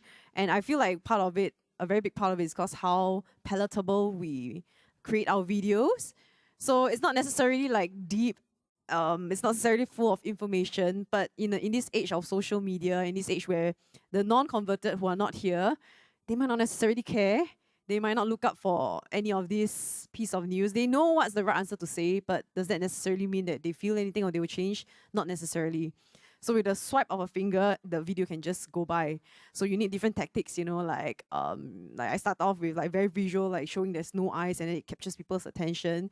The trade-off is I don't go in too deep, I don't show a lot of information, but at least I get their attention first and foremost, rather than them just scrolling away and they don't even know anything. And hopefully from that, that create a little spark and then it moves down the ecosystem. So apparently kids are a big fan of our videos, which is great because I feel like I'm killing two birds with one stone. The kids will tell the parents. Sometimes the other way around, the moms are big fans and then they tell the kids. So I was like, whoa, that works. And the educators like the work that we do. So when the educators invite me to go and speak to the school, that's like the whole cohort, thousands of students. And then the students will go back and tell the parents, and then they all appear for like my programs, which is another way of deepening their connection with nature. So I realized like this, it just connects to each other. And with that, I recently received an email because the email was like, oh, my daughter enjoyed the mangrove night walk that you brought. I want you to create one for my corporate as a corporate CSR initiative. And I was like, oh, that's really amazing, right? That one walk with a family led to, like now I can impact her company. Yeah, so I think it works in, not say mysterious ways, but you never know who you might connect at the end of the day. But the most important thing is that you try your best, try to connect as much as you can, because that one connection will lead to more and you can amplify, and the small ripples can create big waves of change. Certainly, and that is also why we build all these platforms. Physical platform also, apart from social media and all that, I think physical platform also have this, power to connect people. And we do have like Youth for Climate Festive, a community, and a Women for Green Network. We have a lot of community events also. Okay, we are all talking about a small little country. Taylor, you're from a big country. How do you see, are you reaching out to the right people, or do you feel that it's harder or easier to reach out to people, to connect, like what MJ say? I feel like California is a microcosm within the large country. I think it's definitely harder now than it was in past, but I'm hoping that it'll be easier and easier as time goes on. I think the human connection is very important, because when it becomes cool to care, as Sylvia says, that becomes very, very contagious. I think that images have a large power to convey big messages, and that's one way that we can communicate across borders and across the world. And I think one very interesting example that I found, I do research on sort of how visual culture affects climate, intersection of art and science and all of that. And that iconic Earthrise image, like I assume everyone in here knows the Earthrise image, moon on the bottom, Earth rising up over the landscape, and a deep, stark background. That image was shot by Bill Anders as he was orbiting the moon. And they were orbiting the moon this way. And it was a vertical image originally as it was shot. I don't know how many people, it's not very common knowledge that it was a vertical. And a photo editor at NASA rotated the image 90 degrees to make it a landscape, because that would read to us better, put us above everything else in space as that blue sort of gem. So that's the power of an image, that it conveys an idea. But it also put people, it put humans above everybody else, above nature, above everything in outer space, as the center of the universe. So I think it's time to sort of rotate the image again and look to a more equal place where we're living with nature. And I think images and storytelling have the power to cross political lines, to cross global lines, and to go deep in the sea and provide many new perspectives. Yeah, I saw you yesterday making the monster lizards swim to you and pose for you at Marina Park. She said, you need to talk to them, to pose for you. I'm like, okay, yeah. So, Melissa, can you talk to nature and talk to people to love nature?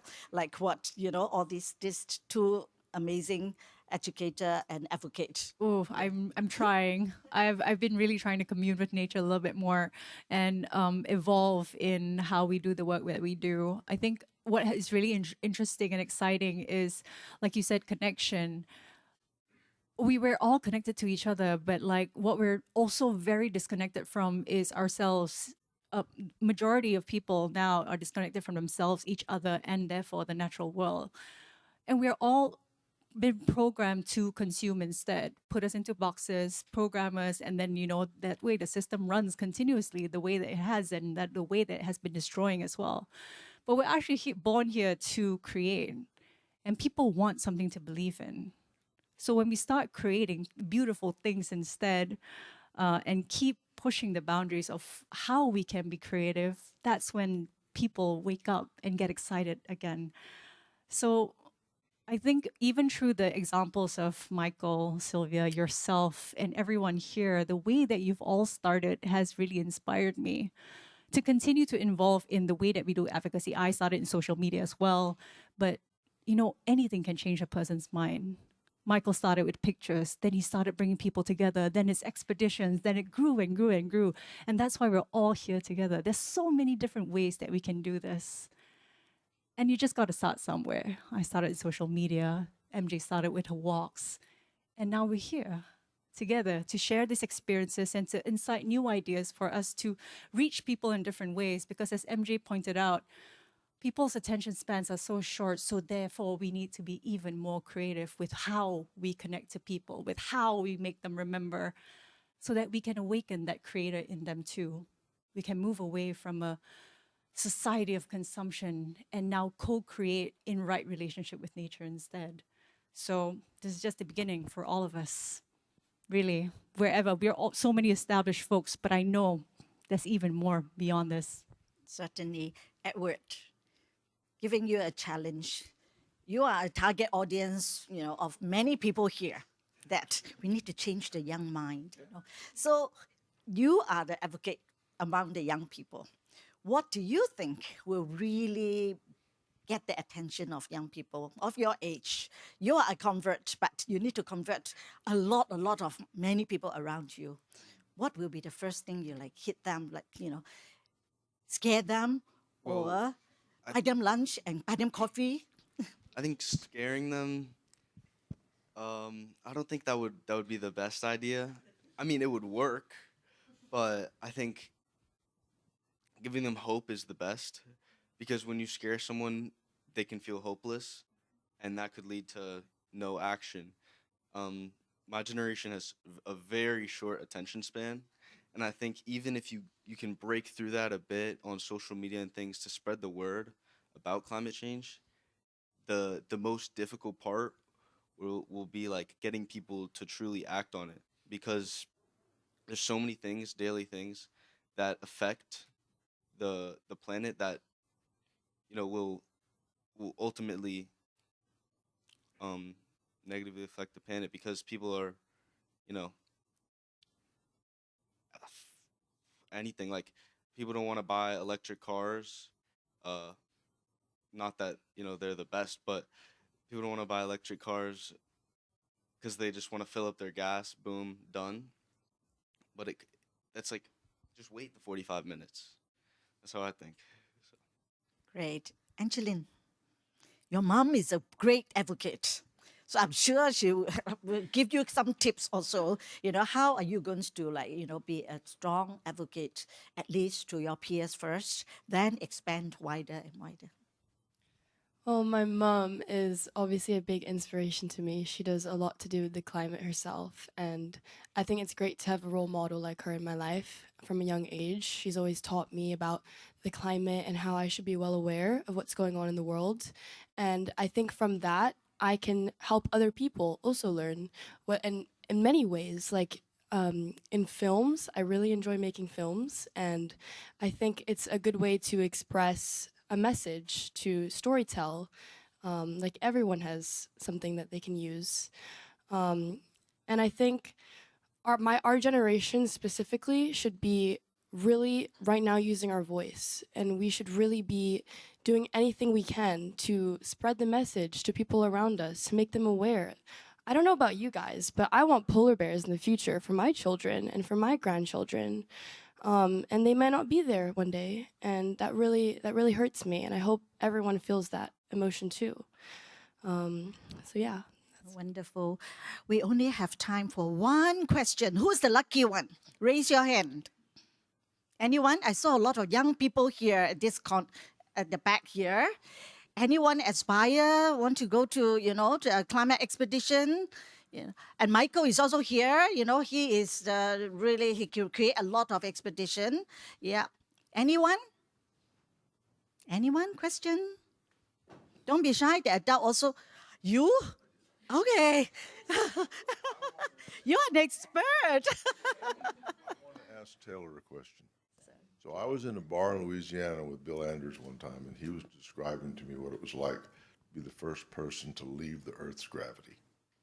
And what he told me, by the way, was what it looked like to watch the curvature of the Earth, and it was blue, and then it was round, and then it became a little speck, right?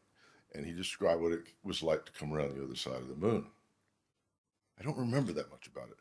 I really remember the part about what it looked like to be the first person to look out and see the complete Earth. You see what I mean? Of course, he passed away since then. Tell me again what you were telling me about. I want to understand what you were talking about the photograph. That was my question. Taylor. One person I really wish I got to meet in my life. I got to meet some amazing people. He is one that I would love to. So they came around the moon sort of this way. And as they came around, he had a long lens with him that was not sanctioned to be on there. He wanted a wide lens where he could take a wide angle image of the moon with the Earth. He had that image in his mind leaving. And they were just there to image the moon's surface to figure out where to land the landers. He took that image, and then when it came back down, they don't own any of the images. It's all owned by NASA. NASA does whatever they want with it.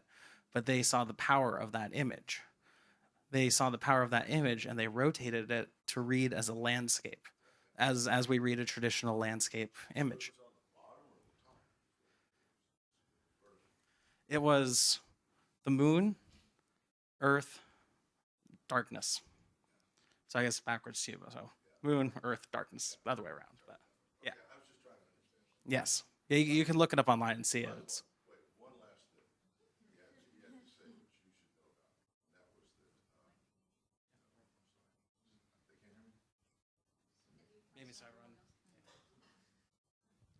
He wanted to point out, by the way, to the other astronauts that were there, that when they sent him around the moon, they did it with a slide rule. They didn't have computers. Okay, I'm afraid we are running out of time, and we still have some more, big Acers that who would like to share a little bit more, and hopefully can give you some bright spark and interest for you to join the force for change, be the voices, for the voiceless. So, but we're still waiting for Sylvia. Sylvia is having an interview now, She's really amazing. 90 years old, her schedule is busier than any one of us, okay? So I think no one can just say that I'm tired, please, okay? So now maybe what we can do is we can actually ask some of our other, Acers here who have agreed to say a few words. Yeah, yes, Michael? Yeah, no. I thought you want to come out and talk. Yeah. Can we real quick thank Esther for hosting? Can we real quick thank you for hosting us, and you and Michael for always providing a great space for the next generation to have a voice. My pleasure, my pleasure. Yeah, I still remember, in I think at least 7 or 8 years ago, when Michael asked me for a little meeting with Sylvia. So I said, hello, we are developer, we are men on land, ocean, But she said they converted me. And I hope that we use our platform, we use our business network and social network. And this is the place that we feature actually a plastic ocean that was produced by Craig Neeson in 2018. She produced a 20-minute clip. It was here. We did the premiere to really bring attention to people who care about plastic waste in the ocean. And we are talking about, we are in talk for something that we hope to bring him back here again. So now I can see that most of the big Acers are already here who have agreed to share a little bit. Maybe thank you so much for the young people first. And yes. Really appreciate. Yeah, you take a seat first, then you can enjoy what the other big acers, has to say. And I think first one on my list was actually Allison's family, but Allison is not here. And James, you don't want to come. Okay, because we only have about a couple of minutes because Sylvia has another meeting. We have to leave at 7. So come to the front. James has, family of 4, 2 couples, and the twins are not here, Allison and Fiona. Yeah, but he is a spokesman for the family, and maybe that share with us that your experience, the most memorable experience or moments that you had on the Big Ace. Not sure this one's working. Can you hear me? Yep.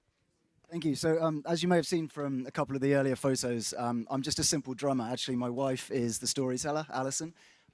She shared with me, she was a last minute dropout, so she shared with me a few things that she was going to say. So I've tried to amalgamate them in the taxi on the way over, and I hope you don't mind, I'm just going to read from the script.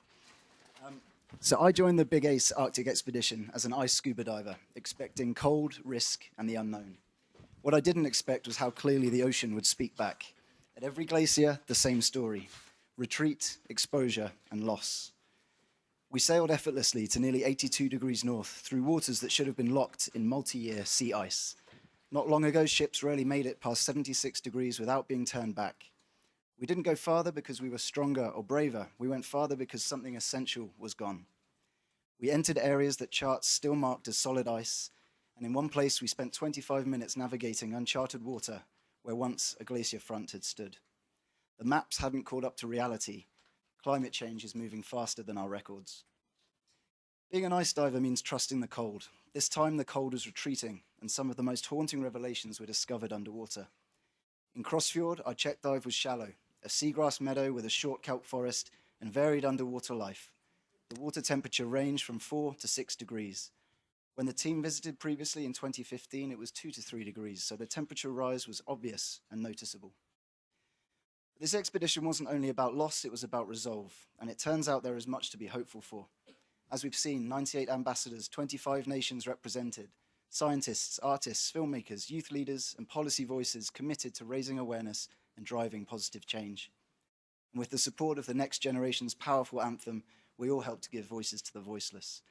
This isn't a local anomaly, and it isn't just data. It's a global warning and a reminder of our shared responsibility to act.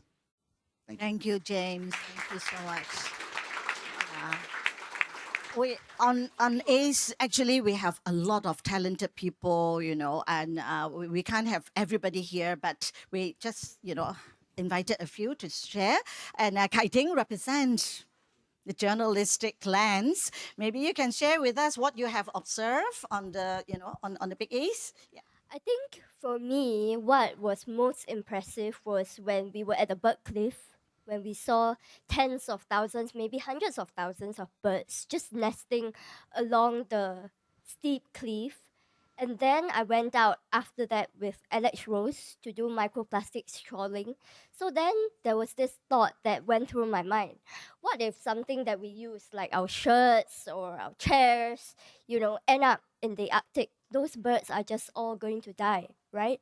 And so that kind of sparked like something in me to want to influence more adults. Aside from the younger generation, I think adults are currently the ones who can move the needle the most, including politicians, including business leaders. So how can we interest people who are completely not interested to come on our boat and, want to do something? Wonderful. Thank you so much. Yeah. And we actually have a few artists on the Big Ace, expedition. And actually, when I met KB, I didn't know that he's such a famous, artist called YX, right? Your name is? My artist moniker is Y over X, okay? So anyway, my name is Kun Beng. I went for the Arctic trip without any expectations. Just as an artist to be inspired by nature and the creatures I encounter. So the most powerful experience I had was briefly described by some of them. We saw this polar bear a few hundred meters away. That's the nearest we can get. It walked across the ice. There was absolute silence except the cameras clicking. Everyone was, So I decided to bring my camera because I know there will be better photographers. I want to experience with my real senses. I was looking at the bear with my binoculars, with my naked eyes, and when the bear stood up, it was a poetic moment for me. It was a romantic moment, not in the usual romance sense, but like romance of the Twin Kingdom, that kind. It's also romance. I had a romance with this bear. Right? I was looking at it in the eye, naked eyes, few hundred meters, but I could still see, thankfully, yeah. And there's a moment of connection. I could sense this bear's energy. It's like an energetic vibration, two ways. It's alive, and it's standing there declaring to us, it's my eyes too. And that is the artwork I did. A 9 feet plus black and white charcoal on a museum board work with the bear standing almost at 1-to-1 scale based on estimate. And then it just, look at us. It's my eyes too. And that says a lot about the interconnectedness of ecosystems, living creatures, and reminding humans about arrogance, about claiming all resources on Earth, but we don't own that. The resources are shared. We are a visitor at the bear's home. It has been its home and its ancestors for thousands of years, and we go there and we're destroying their home through our actions, through our irresponsible behavior. So I hope a work like that will speak to the audience and impact, the audience in a positive way. Thank you. If you want to see the almost life-size drawing of KB, who's actually 2.5 meter tall, is already displayed at the Green Gallery and will be open to the public from the 6th onwards. Come to witness it yourself and see his romantic connection with this big bear. Okay, the other one is actually Dr. Christopher Cheng. He is actually the guru on the boat, the ACE, that you quietly in the library, drawing all the watercolor painting. Beautiful, effortless, but it's beautiful. Yeah, so do come to see. It's also displayed at the gallery as well. Over to you, Chris. Yeah, thanks, Esther. I think we have heard many powerful speeches, and I actually went to both the Antarctic and Arctic, and the overwhelming imagery can be represented by a lasting image of Benedict in T-shirt on the deck of the Sylvia Earle on a bright sunny morning, not feeling cold at all. I thought there was overwhelming sadness, both in Antarctica, looking at the dead penguin, and feeling the cold, icy rain. And then in the Arctic, witnessing dark sea ocean, knowing that those icebreakers belling out black smoke are not going to be one or two, but tens of thousands in no time. And Sylvia said, we have 4 years. But tonight, I thought the most resounding rally call was Michael's quoting, let's plant apple trees nonetheless.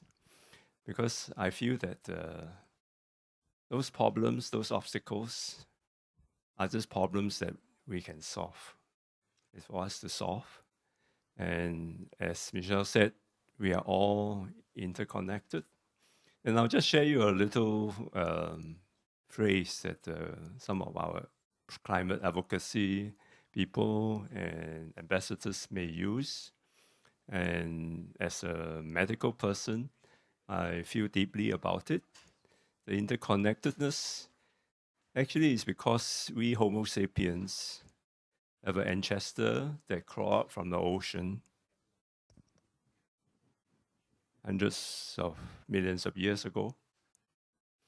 And we carry a bit of the ocean actually in our blood. Every heartbeat is actually the ocean beating in our heart. That's where we came from. And as medical students, we actually learned that when you were in your mother's womb, when you were developing, you actually have gills, your jaws, your facial muscles They don't breathe because while you swallow amniotic fluid in your mother's womb, your mother's oxygen is coming through the placenta. But you actually reenact that evolution from a fish with fins that are your limbs now, gills that eventually become your lungs. The only difference is that today's sea water is a lot more salty. Otherwise, the composition of the sodium is the same as ancient sea. And fossils have shown that actually the evolution pathway we all share with all living beings. From the krills at the bottom of the icebergs to animals. So I think we are all interconnected in our origin, and we are all interconnected in this place. And planting the apple trees means actually we believe that all of us have that power to make a difference, one apple at a time. And you have the networks. Some of us are gifted, like this guy, it's life-size painting, video, photography, social media. All of us have our talents. If we put our hearts together, make a small change. Butterflies wing in the Amazon jungle. You never quite know when you will trigger a tipping point and an avalanche. So remain hopeful. There's a lot of talent, a lot of powerful people here and powerful networks. I think we have already started the journey. Benita is championing in the hospital. Brenda there is sitting in the Committee of Sustainability, voicing out. And we heard young voices already have plans how to motivate and educate. So Singapore is very small as well. It's a tiny little apple. But if we can make a difference in Singapore as an example, who knows, it might trigger. So remain optimistic. Yep, the apple tree will grow bigger and bigger. So now, Benita, another doctor who's very committed to sustainability. And actually, this trip, we discover her hidden talent, watercolor painting. Over to you, Benita.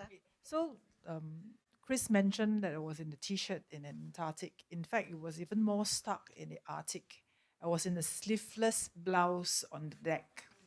It was that warm.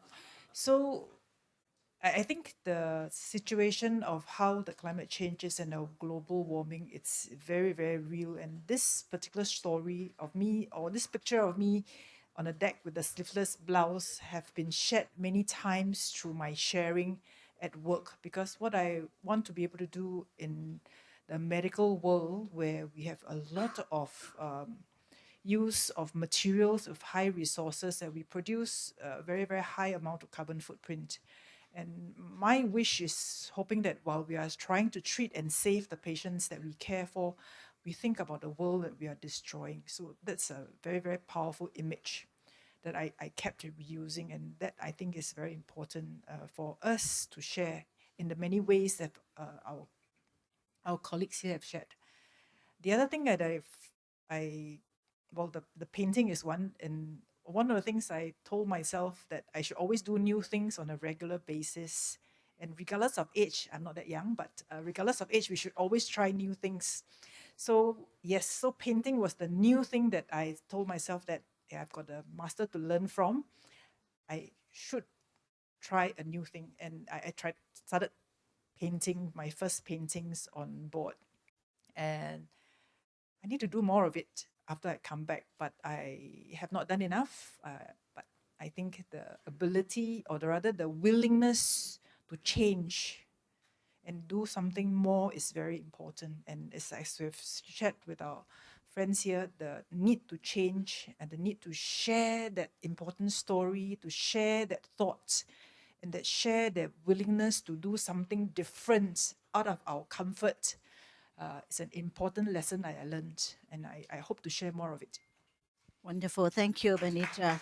And the next one is Chiang Hock Woon.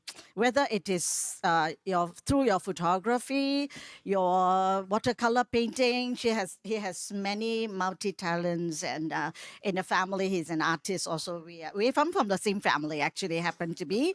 But he came, and then he really produced a lot of artwork and all those, and some will be displayed at our Green Gallery as well. And Hock Woon, share with us what you are going to do, what you have, experience there, and how you're going to use your professional and also your artistic connections to bring more people on board. Yeah, I'm really a newbie to this sustainability thing, and I think it was the year before I met Michael in the exhibition because I love to dive. Right, so I thought, wow, it's a great time. Let's go Arctic and experience, what diving is all about in the Arctic. So it's all about adrenaline, nothing about sustainability. Okay, so we went to Arctic. Yeah, before that, spent a lot of money because all the gears, everything, right? Yeah. Something happened in Arctic for me. For the first time, okay, just since I talk about diving, the diving sucks. Visibility was poor, and we didn't really get to dive a lot. So anyway, so the diving wasn't that great. But something happened to me, and I thought that, for the first time, I sort of experienced a place with my heart, not with my camera that I brought along, not with my eyes, but really with my heart. And that somehow sort of changed the way I look at drawings. Obviously, talking to Christopher had a big impact, because I look at how can he possibly draw something in 15 minutes. He actually could. He could paint something in 15 minutes. I couldn't, right? But unlike you, my drawings on board was confined to my notebook, which is about this size. And because I had, my eyesight isn't that good, so I had to draw with a magnifying glass because that's all I had. Anyway, I think the point is that it changes something about how I look at the world. It definitely changed the way I relate to the world, to the planet specifically.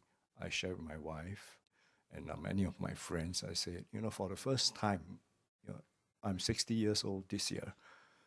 For the first time in my life, I actually feel that I'm breathing the same air as all of you.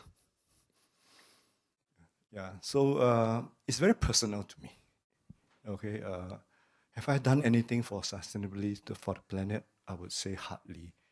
Okay, but I'm starting a conversation with my daughter, who is also an avid diver, and her daughter. We are looking at coral restoration. Okay, so we're going to do something this year. Okay, will it lead to anything? It doesn't matter. We just need to do something. So my conclusion after the trip is that action is our voice to the voiceless. If may put it, I'm very grateful to know everyone for this trip. Yeah, thank you very much. Thank you. Yeah. Okay, the next one, all the way from Australia, is Benny, and this is what he hand delivered to me. That this is through her art and her products to be the voice of polar bear. And over to you, Benny. Thank you. Yeah, I guess the main reason I actually jumped on board the trip was to meet my hero, Sylvia. So that was my main focus. My second focus was to witness anything that I could in the Arctic. I've never been to Antarctica, despite the fact that's closer to my home, but I figured start with the polar bears because they're at more risk than the penguins right now. So I remember on the first morning getting up onto the deck and just breathing and drinking in with my eyes the amazing vista. And it was quiet and it was too beautiful for words. So that was sort of and of course Michael's pretty cool, so I wanted to go on his trip as well. But my thing is about design. It's about fabric design. It's tactile. It's visual. It engages people in ways beyond science, technical details, etc. People stop, they look, they see the colour, they go, wow, and then I tell them the story. And then they're connected. And then they may purchase or may not, but they walk away, they talk about it, they come back, they bring their friends to show them. They gift something, and it goes way past my circle of friends, your circle of friends, divers, climbers. It goes to everybody. It doesn't matter what they know, but they can feel colour and they can feel texture and they can feel design and they can start a conversation. And that's at the heart of what I do. And after I came back from the trip, I've created a beautiful range of scarves and other things. Already started selling them in Tasmania to people from all around the world that come to visit my stall. And then actually even just the other day, I met a lady in Lembe from Germany who then went to another dive location, who ran into a friend of mine who was wearing my designs and said, I know where you got that from. So all the way from Sydney to Germany to Indonesia, it's connected. Yeah, thank you. Thank you, Benny. This one is from Sylvia. Yeah. Last but not least is a very experienced expedition delegate, Colette. Colette, the whole family, the Bennett family, they're amazing. They've been supporting Mission Blue, Ocean Geographic, from their business and personal, and Edward's mom and husband, Dan. Yeah. So I think I leave a couple of minutes for you to share why you have been doing it for so many years. Yep. Oh, wow. Why have I been doing this? Well, I have to say I feel kind of small being up here after all of you incredibly talented science experts and expedition leaders got to speak. And I worked for Rolex for 21 years. And in 1994, Sylvia Earle walked into my office and had her book Sea Change. And, we had a lot of celebrities and famous people walk in, but I'll never forget being in awe of her and wanting to kind of go after her and read her book. And she walked past again. And I said, oh, I love your book. It's incredible. And it just stuck with me. And that was 1993, 94. Life went on and I met my husband, who our whole family has to credit him with our travels, because when I met him, it was on an expedition doing research for humpback whales. We're helping scientists collect data for humpback whales. And I was going to the Hamptons and someone asked me to go on another trip. And then I realized, and he said to me, you never go on a trip without a purpose. And that was over 25 years ago. So we've continued to travel all around the world and give back and be part of this amazing community. We went to Antarctica and it was great. And I have to say a little overwhelming. And I felt like a little hopeless. What can we do? I mean, the deep sea mining was scary. Ocean acidification is terrifying. And I didn't feel like there was much that I can contribute. But then this trip to the Arctic came up and Dan couldn't come. So he sent me and my son, Edward. And the most magical thing that came out of that was to see Edward transform, Edward take responsibility, Edward take the photographs, not Dan, and really become an advocate. And one of my things that I can contribute is to connect people. And we're talking about the whole world being connected and the Arctic being connected, but I think we're all connected now. And here we are in Singapore, and I live in New York City, and I just feel as close to you as I do that polar bear that did look at us and stand up. And you're all my friends, and I think we're all part of the same ecosystem. And I will do whatever I can to continue to connect the animals and the people. So thank you for having me. And Michael, thank you for a wonderful expedition. And I was really, really impressed with what you did with the children and their voices. And I'm looking forward to the movie. Thank you. Okay, last but not least, I want to share two magic moments that I have. Actually, it was the Zodiac, when Juliana was reading her poem. And the Zodiac stopped. There's no sound at all. There was only water and fresh air. And she was reading her poem. It was very magical. And the other moment was our kayaking group that my dear friend was entertaining us or enlightening us with her, what do you call it? Irish whistle, right? It's a kind of recorder. And the music, it was so romantic. I can't remember who was on the boat with us. Yeah, it was just magical and very super romantic. Yes. So, but anyway, thank you for staying, and I hope that some of you that will be have been inspired by what everyone has shared here. And do connect with us. And tomorrow we have our opening ceremony, but we can't, accommodate everyone. But it will be live stream on Ocean Geographic Facebook. Yeah. Okay. So without further ado, I would like to ask Michael to give a closing and yeah. And so we always say one great expedition beckons another. But what I need to say now is the Big A's expeditions is very special to me because for the first time we connect 98 people from 20 different countries, different age group from 8 to 90. But the people get together and truly, lack of a better word, give the voices to animals that cannot speak. So my vision is that, when I first went to Arctic, maybe 10 times now, the polar bear, the ivory gull, do not know what's happening to their home. All right? But you know. And you can tell the story for them. Keep on sharing. Get onto the website and get the petition going to protect the Arctic Ocean from surface to seafloor. And till the day we can say that the entire Arctic Ocean is protected, we have a job to do. So time to act, time to take actions and share it. I know Hillary is not here today, but I know one evening she was sitting at home calling and she said, I want to hit 2,000 that evening. At that time, it was about 1,007. And in 1 hour, she managed to call all her friends, 300 friends, to sign a petition for 300. We hit 2,000 in that evening. She's just sitting at home calling all her friends. And you can too, right? So remember, start planting your apple tree. During COVID's time, actually, I planted a peach tree, and it's doing quite well. Thank you. Can we have a Sylvia, please?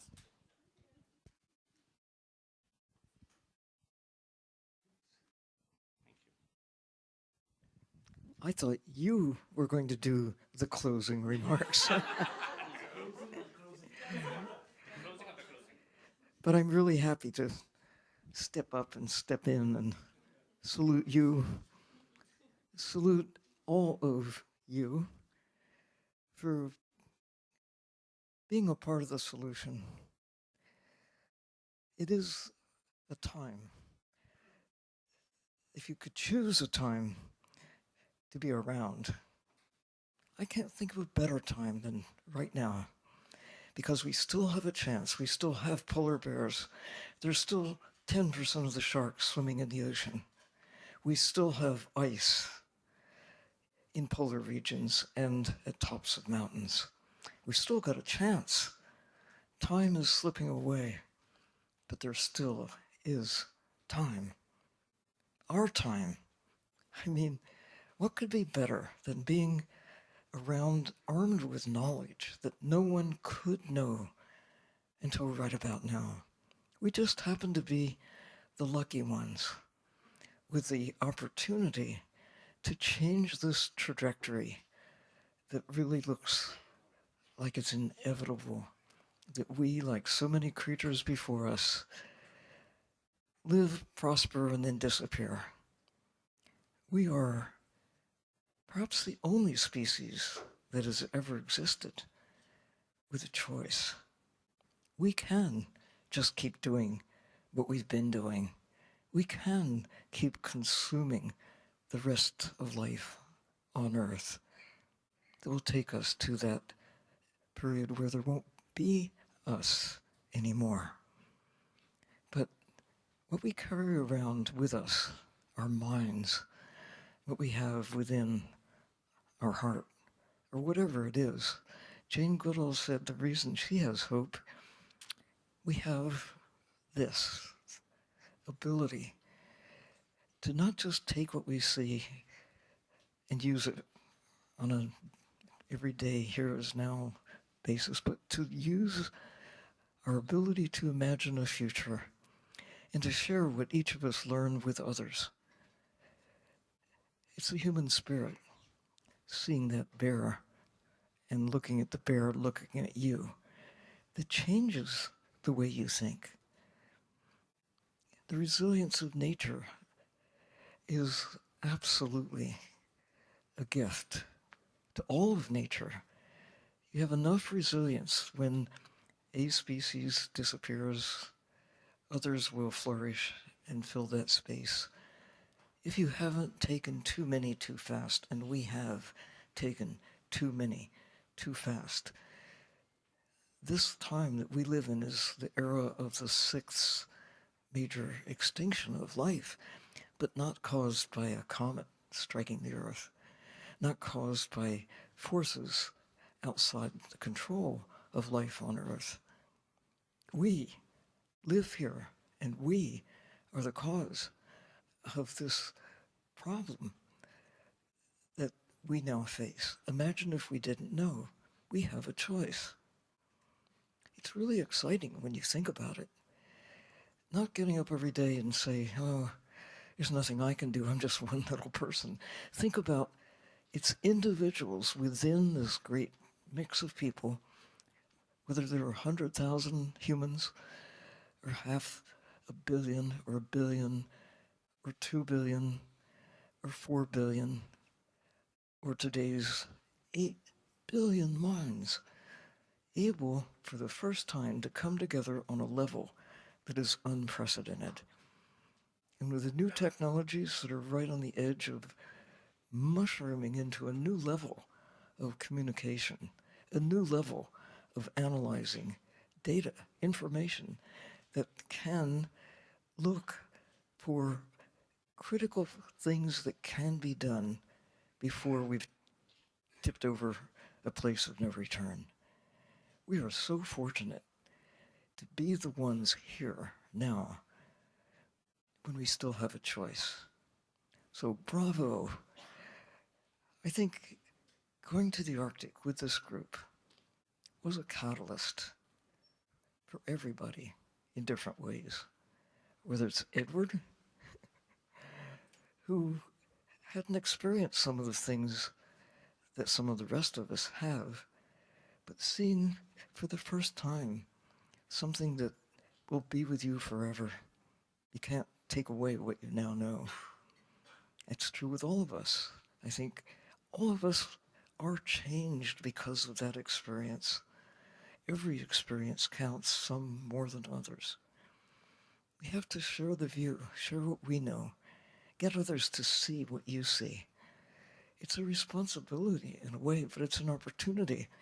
And what fun to be a witness, to be a part of changing, making it cool to care, making it fashionable to dive in to this opportunity. Get others to see what fun it is to be the heroic generation that can make the shift that we need just in time. Thank you.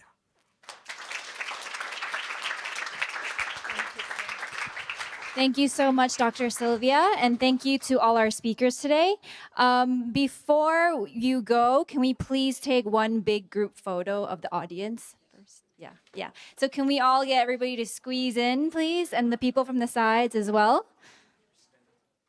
Yeah, and everyone in the back can stand up.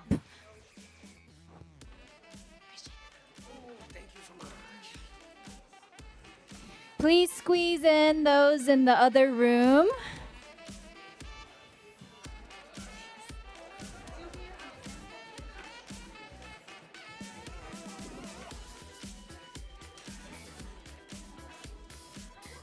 Please squeeze in and make sure that you can see the camera.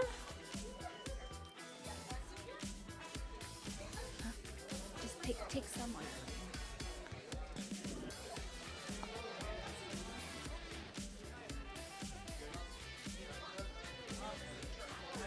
Okay. Is it okay? All right, make sure you can see the camera. All right, everyone, over here. It's okay. Okay, everyone across the side. Yes. All right, over here, everyone. 1, 2, and smile. Hang on. Oh, yes. Double 1. Okay, I'll count off. 1, 2, 3, and 1. Double. 1, 2, 3. Bravo! Nice. Thank you so much. everyone. Okay, thank you so much. And for the big acers and the A's and the speakers from today, we would like to take a group photo of the front.